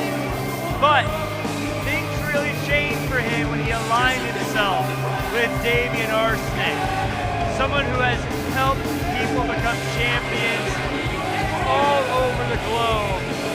And Alonzo Alvarez has started a win streak that has led him to this championship opportunity and adorned in gold, maybe dressed for the occasion. Oh yeah, you're not lying. The main man, Double Al, already has a full suit. All he needs is a gold belt.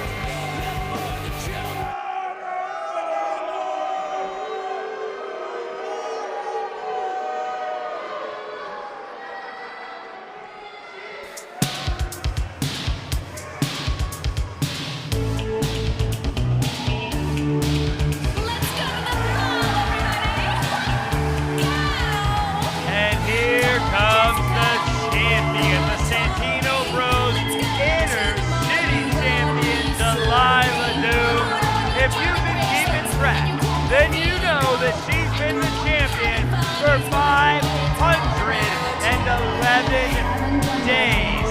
And now she looks to defend her championship against someone who knows her better than just about anybody in that ring, and maybe facing her toughest task to date as she looks to extend her record-setting championship reign.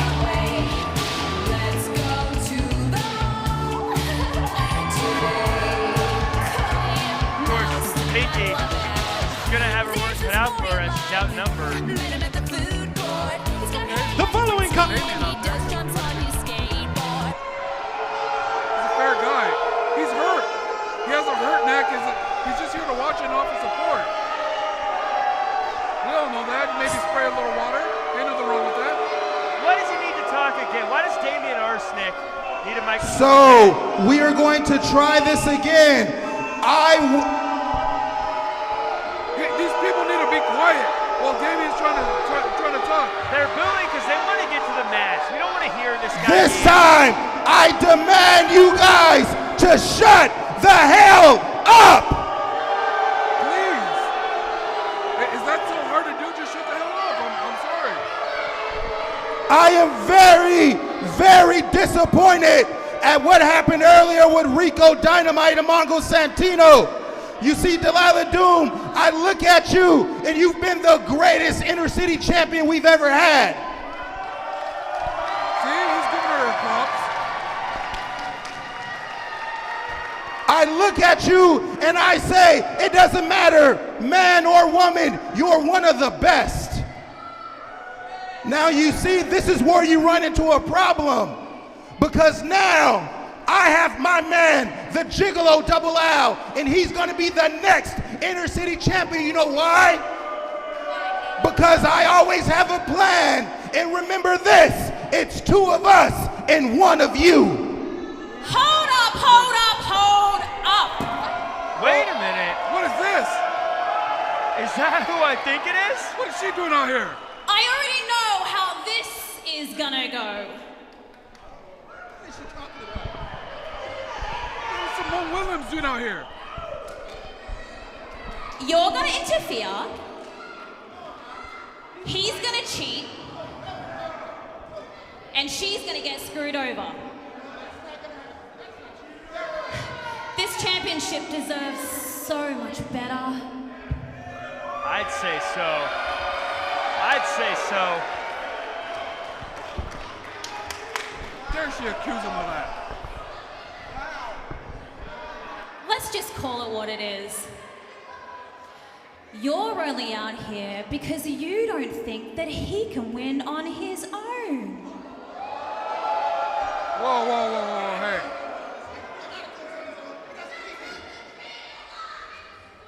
Making a lot of accusations. So now, I'm out here. Because there's been times in the past where I've been outnumbered and I've needed someone to have my back. I'm gonna make sure someone has hers. Piggy Santino, it looks like the odds have been even. Simone Williams. The following contest is scheduled for one fall, and it is for the Santino Brothers Inner City Championship. Introducing first, the challenger. Being come to the ring by Damian Arsenick. The aquatic engineer. From the streets of Laguna Woods.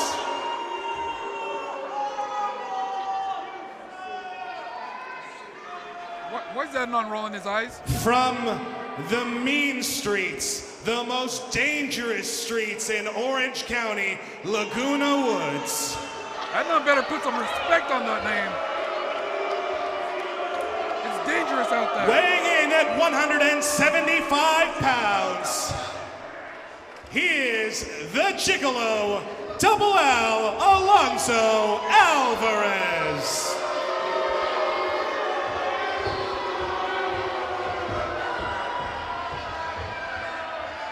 And introducing his opponent, being come to the ring by Princess Aussie Simone Williams.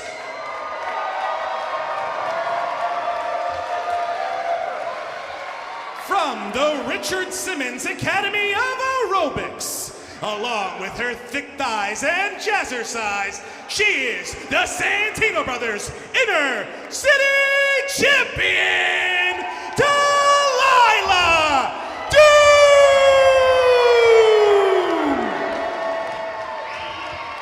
Well, it looks like the odds have been even. Simone Williams making a surprise to even the numbers, and it looks like the water boy won't have the advantage that he's used to having. He is an aquatic engineer, farmer. Aquatic engineer. Don't put your respect on his name. And look at this. Double L shooting the double leg takedown and just dumps her down in the middle of the ring. Well, Alonzo Alvarez, this is really his bread and butter, taking things to the mat, using those suplexes and really getting a hot start here and taking things right to the champion.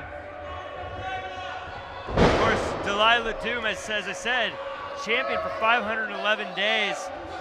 When you have a championship that long, though, you face a lot of issues. You face a lot of injuries, and let's call it what it is. Delila Doom has been fighting through injuries since the LA Rumble, particularly to her knee.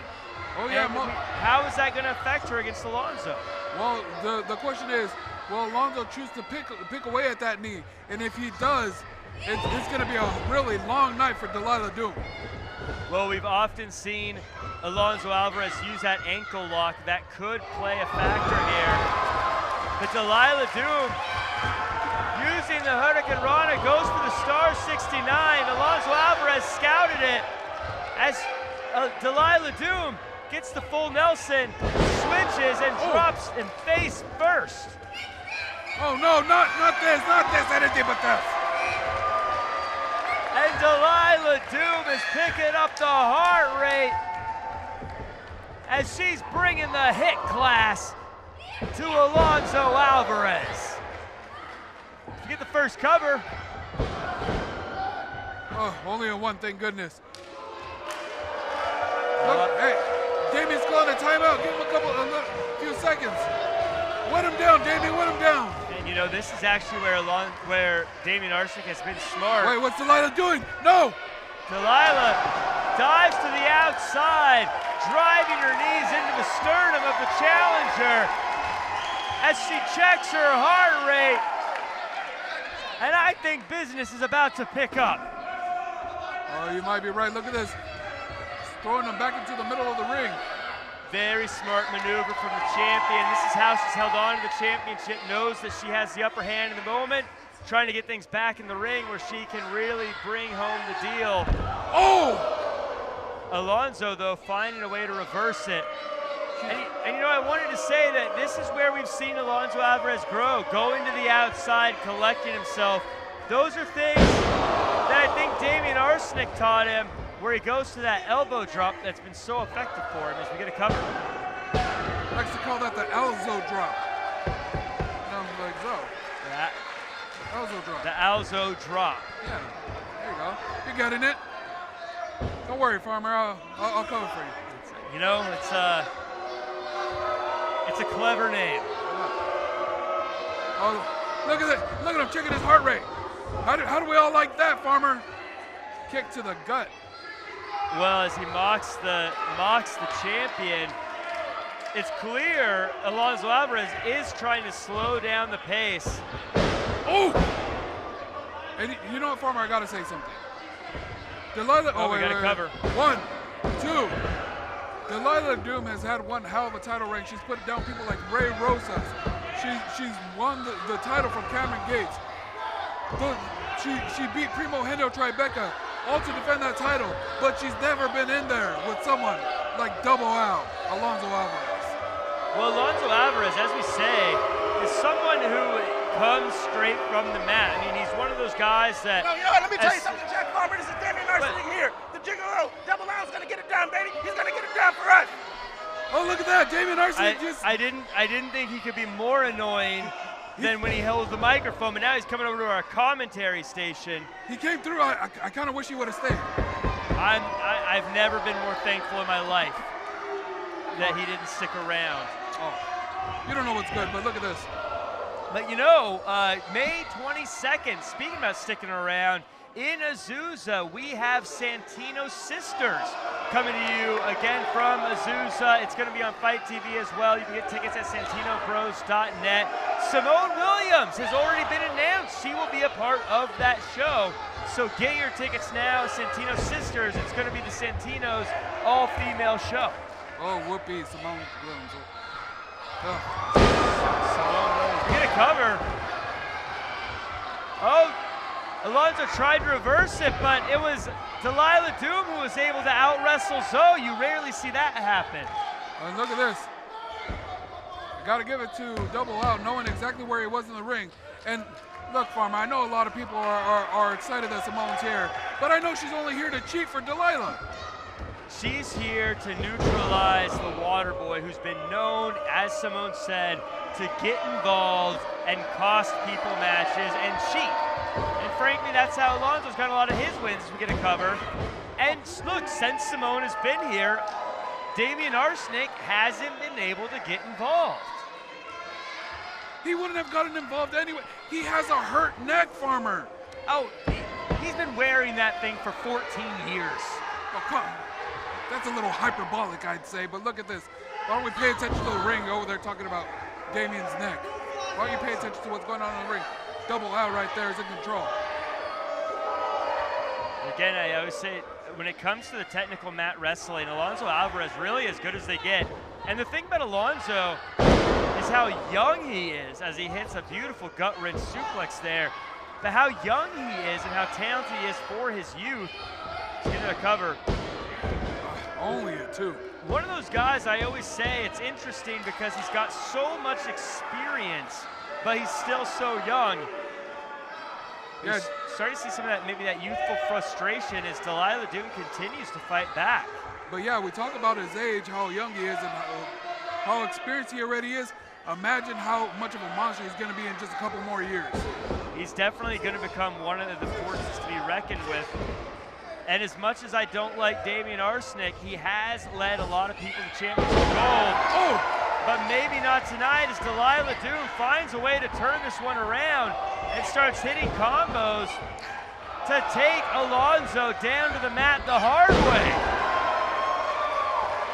God, come on, Zo, get up! And Simone shouting encouragement to Delila Doom. And this crowd is ready to see their champion take to the sky and put this one away. Oh, wait a minute, look at this. Alonzo up and brings down Delila Doom, tossing her over his head. She almost flew right across the ring. And again, we talk about the damage that gets done to the body being a champion as long as Delila Doom. Over 500 days, countless championship matches, working through injuries since July. At what point is too much just too much, Pinky? I think it might be today. listen to this crowd revving up for Double L. Delila Doom doesn't know how to stop fighting. Just slapped her across the face. Oh, wait a minute. How is she just fighting back? Delila Doom, not one to stop that easy, comes back with even more offense, taking the challenger back down to the mat. Where's Delila Doom? Oh, the weight of Alonzo may be too much for that injured knee, injured back from what we saw taking her up the top rope. But able to manipulate the challenger back down as we get a star 69 in the corner. And look, she's not done. Oh my God, I've seen the Richard Simmons tapes before. When the hell did he teach that? Tornado DDT hooks the leg. God. You look at the face of Delila Doom. I think she realizes just how tough of a fight she's in. I think she realizes just how hard this fight's gonna be. Alonzo Alvarez, for all the talk, for all the malarkey that comes with being with a Damian Arsenick, as talented and as gifted as they get, look like, oh! Cover! Like 1, 2, oh! Looked like Delila Doom was going for that jazzercise jolt, but Alonzo Alvarez, someone who is notorious for his tape study, scouted it, able to reverse it into a beautiful move there, but not enough to put away the champion. What is the next thing for Alonzo Alvarez? Here's the question, but listen to these fans. All getting behind Delila Doom, but I don't think Double L cares too much about that hook in her. Maybe going for that German suplex. Oh, wait a minute. Reversal, battling for position. Hooks him, going for that Widow's Peak, reversed out of it again. Alonzo Alvarez, scouting port clearly complete. But Delila Doom not giving up on it, going for that Widow's Peak again. Off that turnbuckle. Oh! And he launched him into the corner. But can she get him away from the ropes? No. Roll out, keep rolling. And again, I think that's the tutelage of Damian Arsenick. Damian Arsenick's very good about training his wrestlers to get out of the ring when they need to. He's good about making sure they're not in danger. I've noticed, you can see how seriously even Damian Arsenick is taking this. Not as jovial as he's been in the past. Not as quick with the spray bottle. He's gonna German her to the outside. He's gonna throw her onto the seats. Well, we've seen power bombs into the chairs earlier tonight. A German suplex would be apropos. As it looks like that's it, she calls for it. Jazzercise jolt assisted with the second rope. Hooks the leg. Oh! Thank goodness. I mean, Double L kicks out. Well, bias aside, it's hard to not be impressed by the fight in Alonzo Alvarez getting through this, pulling himself up. I think Delila Doom trying to figure out what she needs to do now. As Alonzo catches her, looks to be going for some kind of fireman's carry. Oh wait, they're going to the top. They're going up. That in the moment adjustment by Alonzo Alvarez, couldn't pull her away from the turnbuckle, so took her up the turnbuckle. Very smart. Oh wait, no. But no. Oh! Just gave her a jerk. I think she hit the back of her head on that top turnbuckle. It looked like she was going for that sparkle motion, but you're right, dropping her back, hitting her head on that turnbuckle. That was very dangerous cover. How? How is she still staying in this match? I think, you know, I have a feeling that she was unconscious up until that last second and just kicked out. Hey, wait, what's Simone doing in here? Simone stopping Damian Arsenick from trying to get involved. Stopping Damian Arsenick from letting the title be used as a weapon.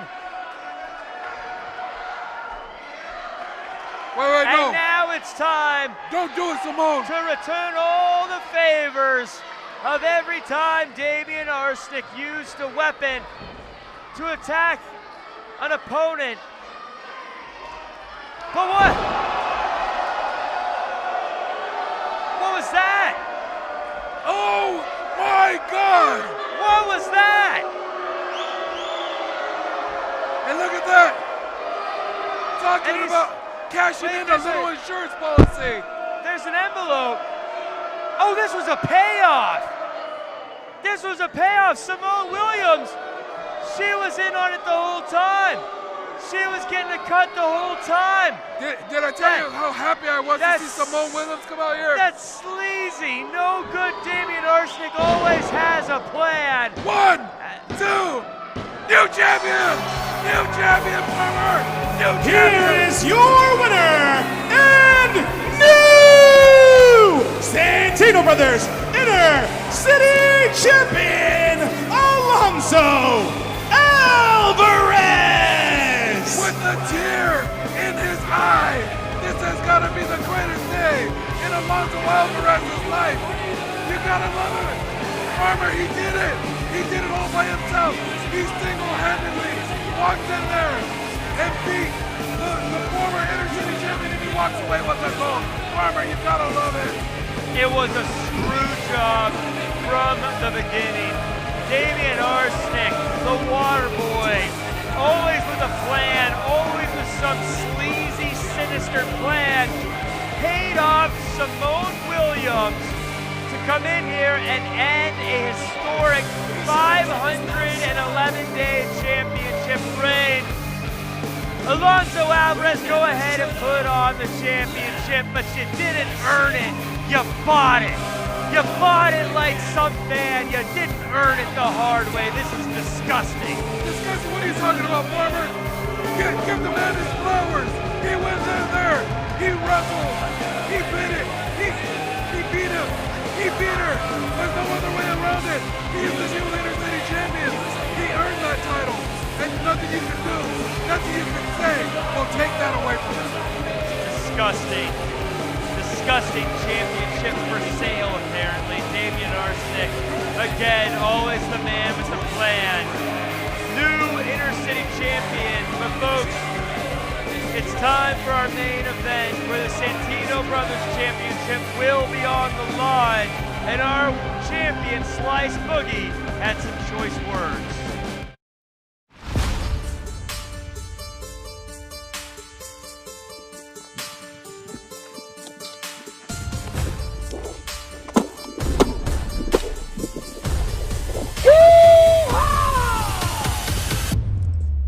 March 16th, last man standing, Slice Boogie versus Big Dick Hoss for the Santino Brothers Heavyweight Championship.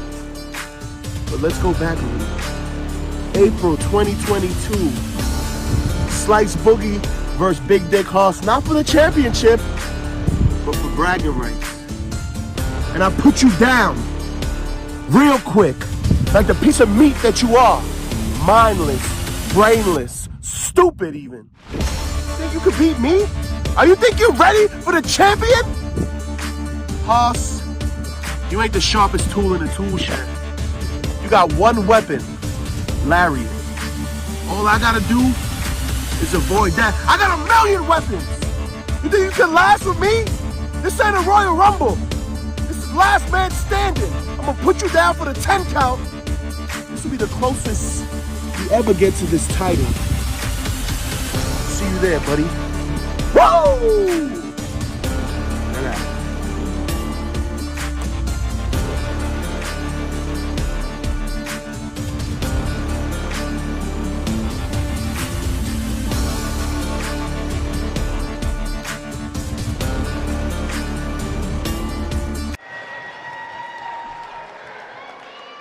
Well, Pinky Santino, if your palms are sweaty, your heart's racing fast, and you got some goosebumps, it's because it's time for the main event.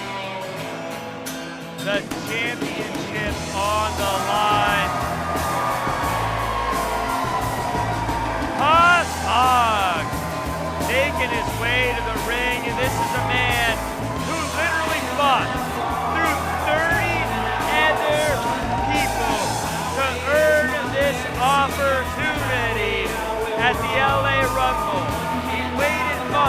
He waited for the right time. And now in the main event, in what promises to be a hard-hitting affair, Haas looks to dethrone one of the toughest champions Santino Brothers has ever had. Yeah, I gotta give it to him. He entered in #1 in this very building. And took on 30 other guys, threw him over the top rope. But the question is, he threw 30 people over the rope, but is he gonna be able to put down Slice Boogie for those 10 seconds? You gotta go see the heat, man. Hey, yo, man. It was taking home so long, son. Calm down. Calm down.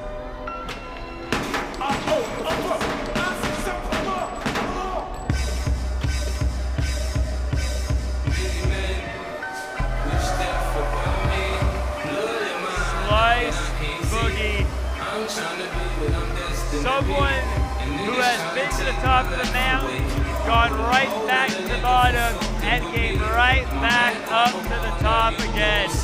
Has had hellacious matches with the toughest in the business, and has come out as a champion every single time.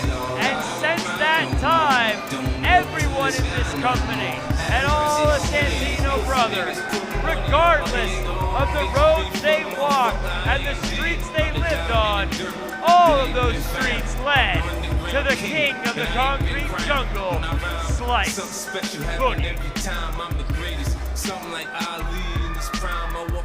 Ladies and gentlemen, the following contest is a last man standing match where the only way to win is to incapacitate your opponent until they cannot get to their feet at a count of 10. And it is for the Santino Brothers Heavyweight Championship.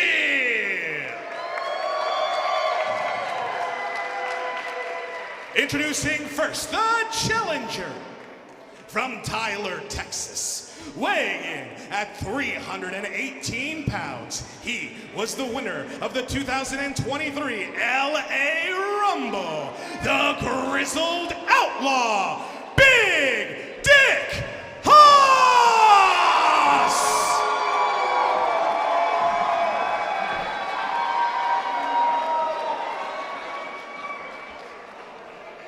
And introducing his opponent, from Queens, New York, weighing in at 232 pounds, he is the Santino Brothers Heavyweight Champion, the king of the concrete jungle, Slice Boogie!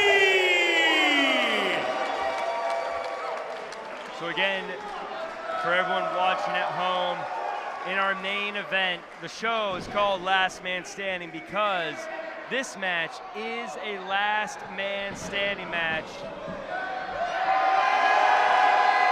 And Haas. Could that be what we're gonna see at the end of the night? May be a preview. As I was saying, this is the last man standing match. There are no pins, there are no submissions, there are no countouts, no disqualifications. The only way to win this one is to knock your opponent out for 10 seconds. And did you see that Haas was trying to end it early with that big lariat? Well, both these guys know just how hard-hitting their opponent is and just how tough their opponent is. So they know they're gonna have to hit some hard-hitting offense. Whoa! As Slice Boogie gets chucked to the outside. Who do you see ever throw Slice Boogie out of the ring like that? I've never seen Slice Boogie manhandled in that kind of way. And I've seen him face Brody King. Of course. Oh! Big Dick Haas, that wasn't just a chop, that was the whole lamb. And look at this. This thing's already going all over the place. I mean, how often have you seen Slice Boogie try to get away from an opponent? Hey, he's got to do what he's got to do. He has to create a little bit of room. I mean, Slice Boogie, I don't want to say he's running, but he looks like he's trying to get away from Haas. Haas, unrelenting. Haas, unforgiving. knows this is the kind of match where you have to completely knock out your opponent. And he's going to do that amongst the fans here at Santino Brothers.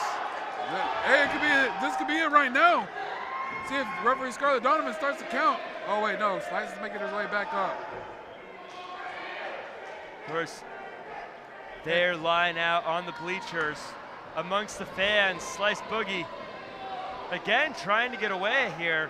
And Farmer, I know you made friends with Slice Boogie, you know, when he was on commentary, back when he was injured, but you know what? I gotta say, I'm gonna call this one right down the middle because I don't like either one of these guys. And I'm gonna enjoy watching them kick the snot out of each other to the fullest extent. Well, I've become a fan of both these men. I've seen both of their matches, and I've talked to both of them hard-working, tough fighters. Slice Boogie, I know, comes across as someone who is a bit of a street thug. And look, he's got that side to him, but he's one of the most technical, talented wrestlers around. Haas, big and tough, as you see, throwing the champion in the most disrespectful manner through the chairs.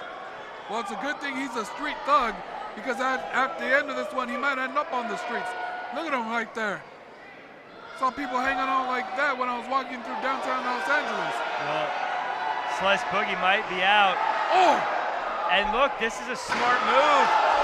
Haas using the chair, trying to put the finishing touches on Slice Boogie here. You know, Slice Boogie, I talked to him earlier, as you mentioned, I speak with these guys, and Slice Boogie said, look, I beat Haas back at Can't Knock the Hustle almost 2 years ago today. I thought he was in the rear view. I thought he was done. And he may have been if it weren't for the fact that Haas fought through the LA Rumble. There's Slice Boogie using that wrestling talent that I was talking about. Again, I think it's a disservice to how gifted he is as a wrestler. To think of him as just a tough brawler. He knows wrestling, he studies wrestling. And that neck breaker was not a desperation move, it was calculated. And it put him back in control. And Farmer, we talked about how Slice actually picked up the win before, but that was in a wrestling match. And in a wrestling match, I might give him the advantage, but that's not what this is. Look at this. Oh! All those wrestling rules going out the window when Haas could pick up a chair and just wail away at his opponent. Look, Haas is someone who is perfectly comfortable in a bar fight, in a prison riot, or in a wrestling ring, and you're seeing that right now. But Slice Boogie, we saw him fight through death matches against guys like Che Cabrera and get the win. He's used to taking this kind of damage. And Big Dick Haas is gonna have a seat and let Slice Boogie think about it while Scarlett Donovan starts the 10 count. Did you see that? Slice has been busted open. He's busted open, Farmer.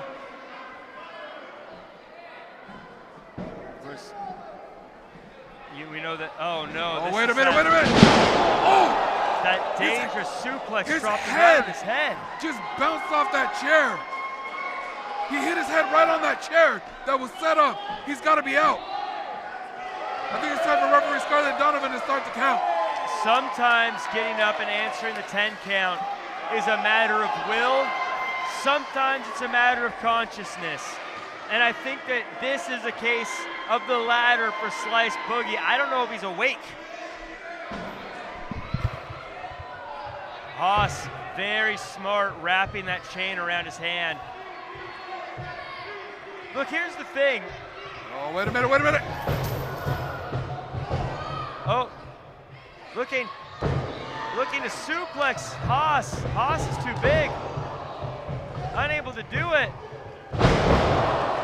That scissor kick maneuver, and you know, Pinky, I'm watching Slice try to hit that suplex and not working. It's making me realize, can Slice Boogie hit some of his featured moves on a Haas? Can he do a Statue of Misery on someone the size of Haas? Can he wrap his arms around Haas for the dead-ass driver? I don't think so. I think he's gonna have to change his game plan, and wrapping his fist in that chain might be a move in the right direction. Oh my God! I think Slice Boogie came here for a wrestling match and realized that this is anything but. Wrapping that chain around his hand and getting back in control as now the challenger is face down, having to answer a 10 count of his own. And did you see that? I got to give it to him. Rolling out of the ring to try to make it back to his feet. Sometimes it's harder to push yourself up from the floor than it is to just roll yourself back onto your feet. But look at this. He's just down and out right there. A little bit of blood. And look, let's take a look at the champion. He's staggering around, back and forth, trying to get his wits about him. You know, I mentioned earlier Slice has beaten Haas before, but let's be honest, that was a different Slice Boogie at the time. That was a Slice Boogie who wasn't afraid to take shortcuts. A Slice Boogie who wasn't afraid to maybe get a little dirty. Slice Boogie, as we've seen, a bit more honorable.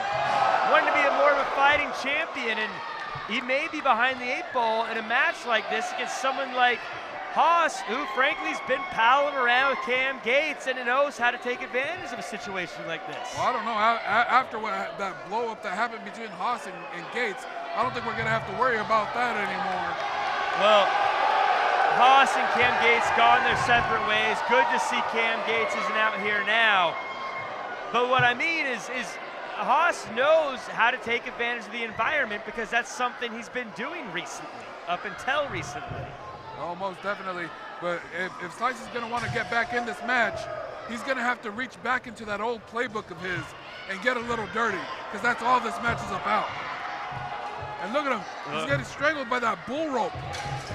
And you know, this is disgusting, but it's actually very smart. You know, you always see about the hard-hitting maneuvers, knocking out an opponent for a last man standing match, but if you just choke someone until they're unconscious, you can get the win the same way. Yeah, you can't make it back to your feet if you're unconscious.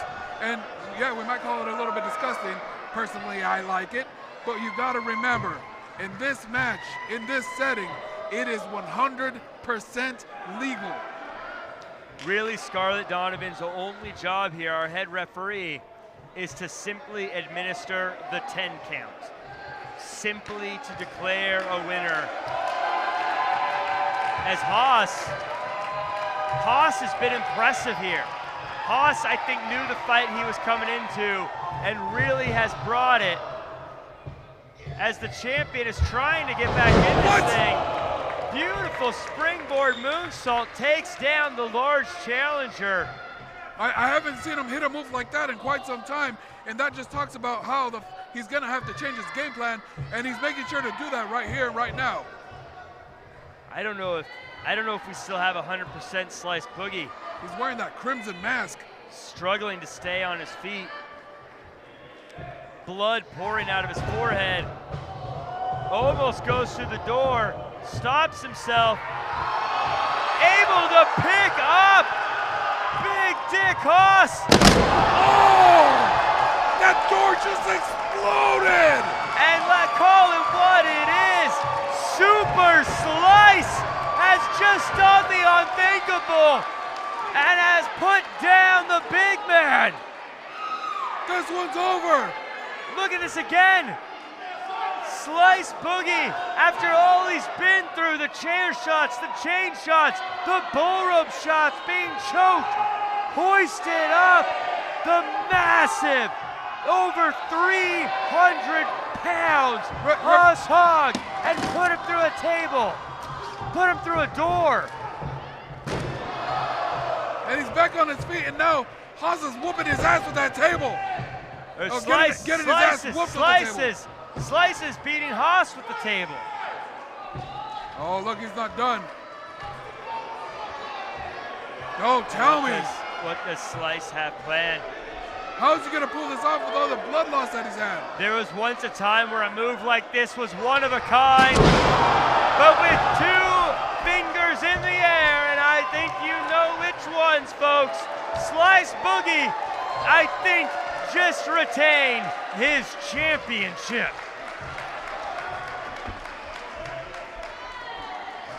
And referee Scarlett Donovan starts to count. And look at this, Haas is on Dream Street. I think a confident display on the face of Slice, eyes wide.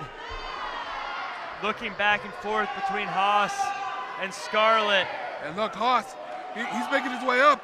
Can he get to his feet? As blood and sweat drips down the champion's face, the challenger shows he will not yet be denied. He's not come this far just to come this far. Oh, wait. What is he setting up for here? Wait, what is he calling for? Says he's going up top, but I don't know. What does he hit from up there? We saw a moonsault earlier.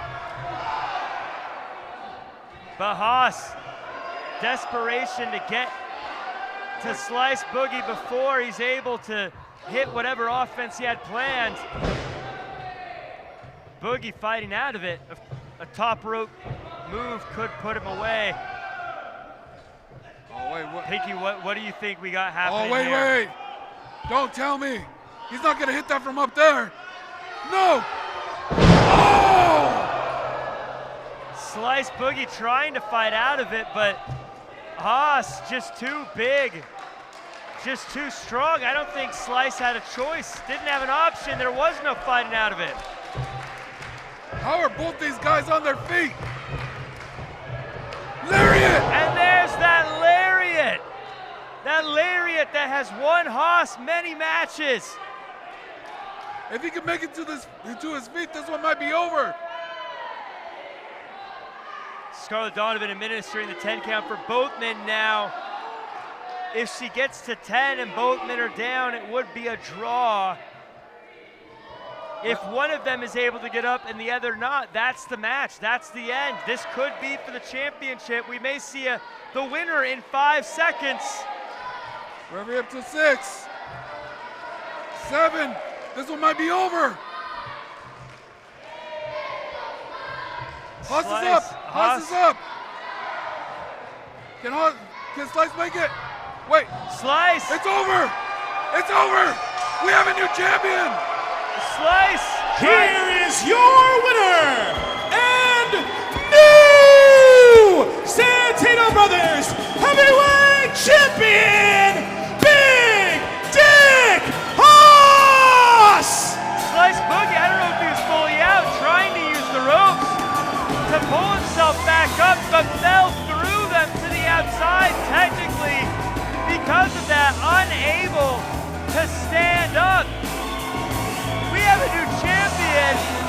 The king of the concrete jungle has been dethroned.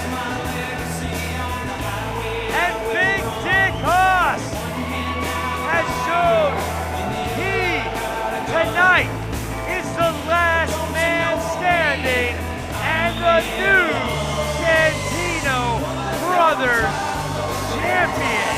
And look at this. That's Haas's mom in there. She took him through wrestling training. She got him through this. That's his younger sister. Haas has made his family very, very proud. As the fans throw their ribbons in the ring in respect, a new champion. The night that Mongo Santino retired it. Haas! Wait, what?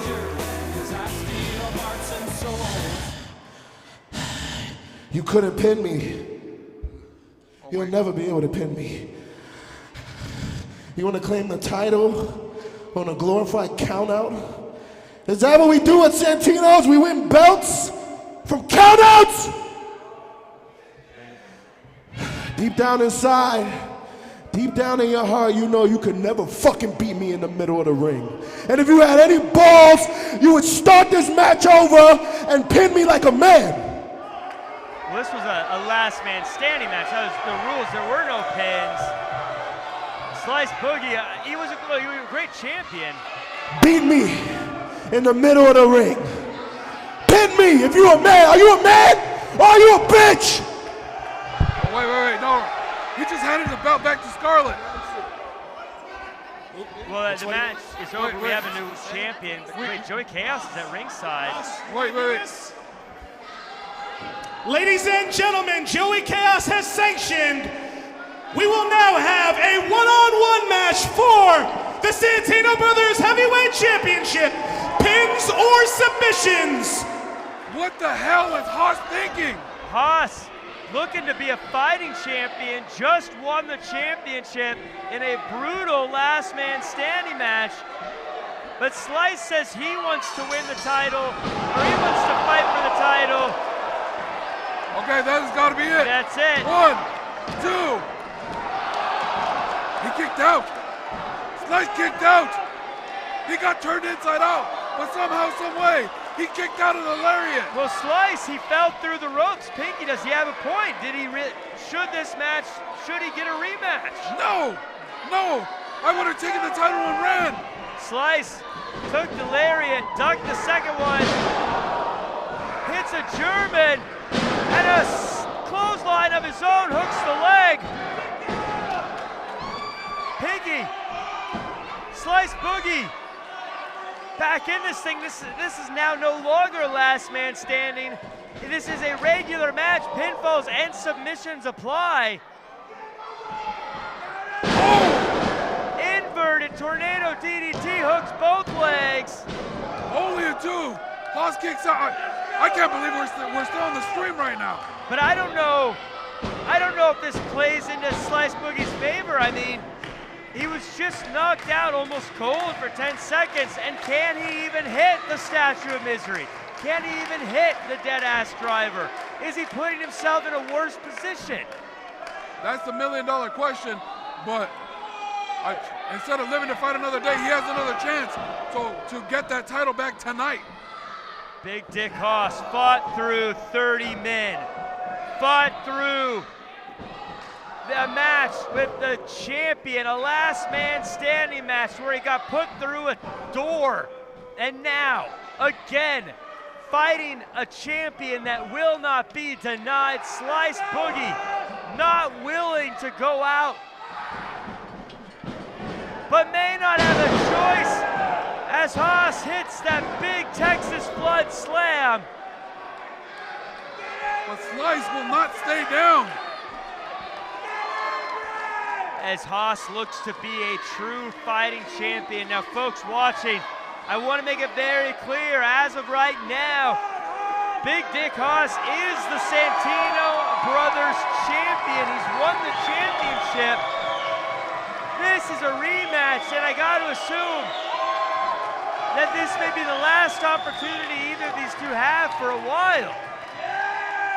Oh, wait, what? It's Cam! What's happening? It's Cam Gates! Cam Gates, as we've seen in the past, having issues, having a history with Haas. Oh, wait! He kicked a low blow!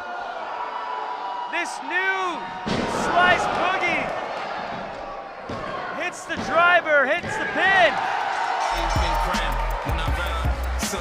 Ladies and gentlemen, here is your winner and new Santino Brothers Heavyweight Champion, Slice Boogie!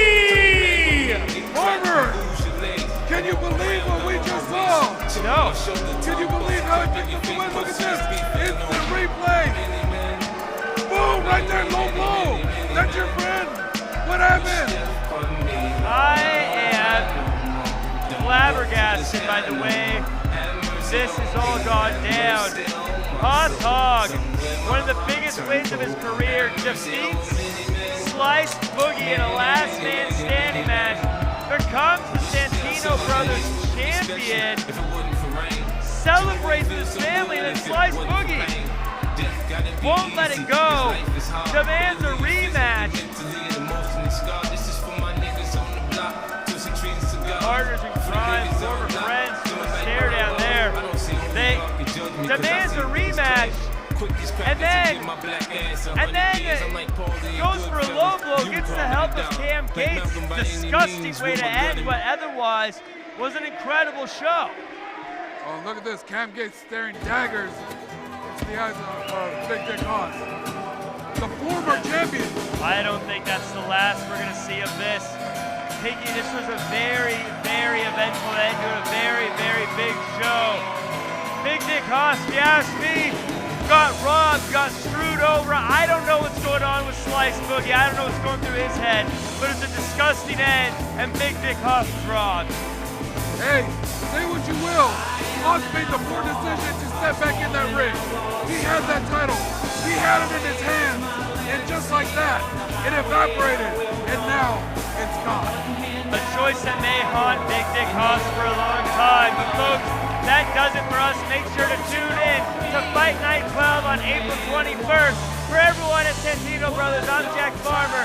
He's Pinky Santinos. And we'll see you for Fight Night 12.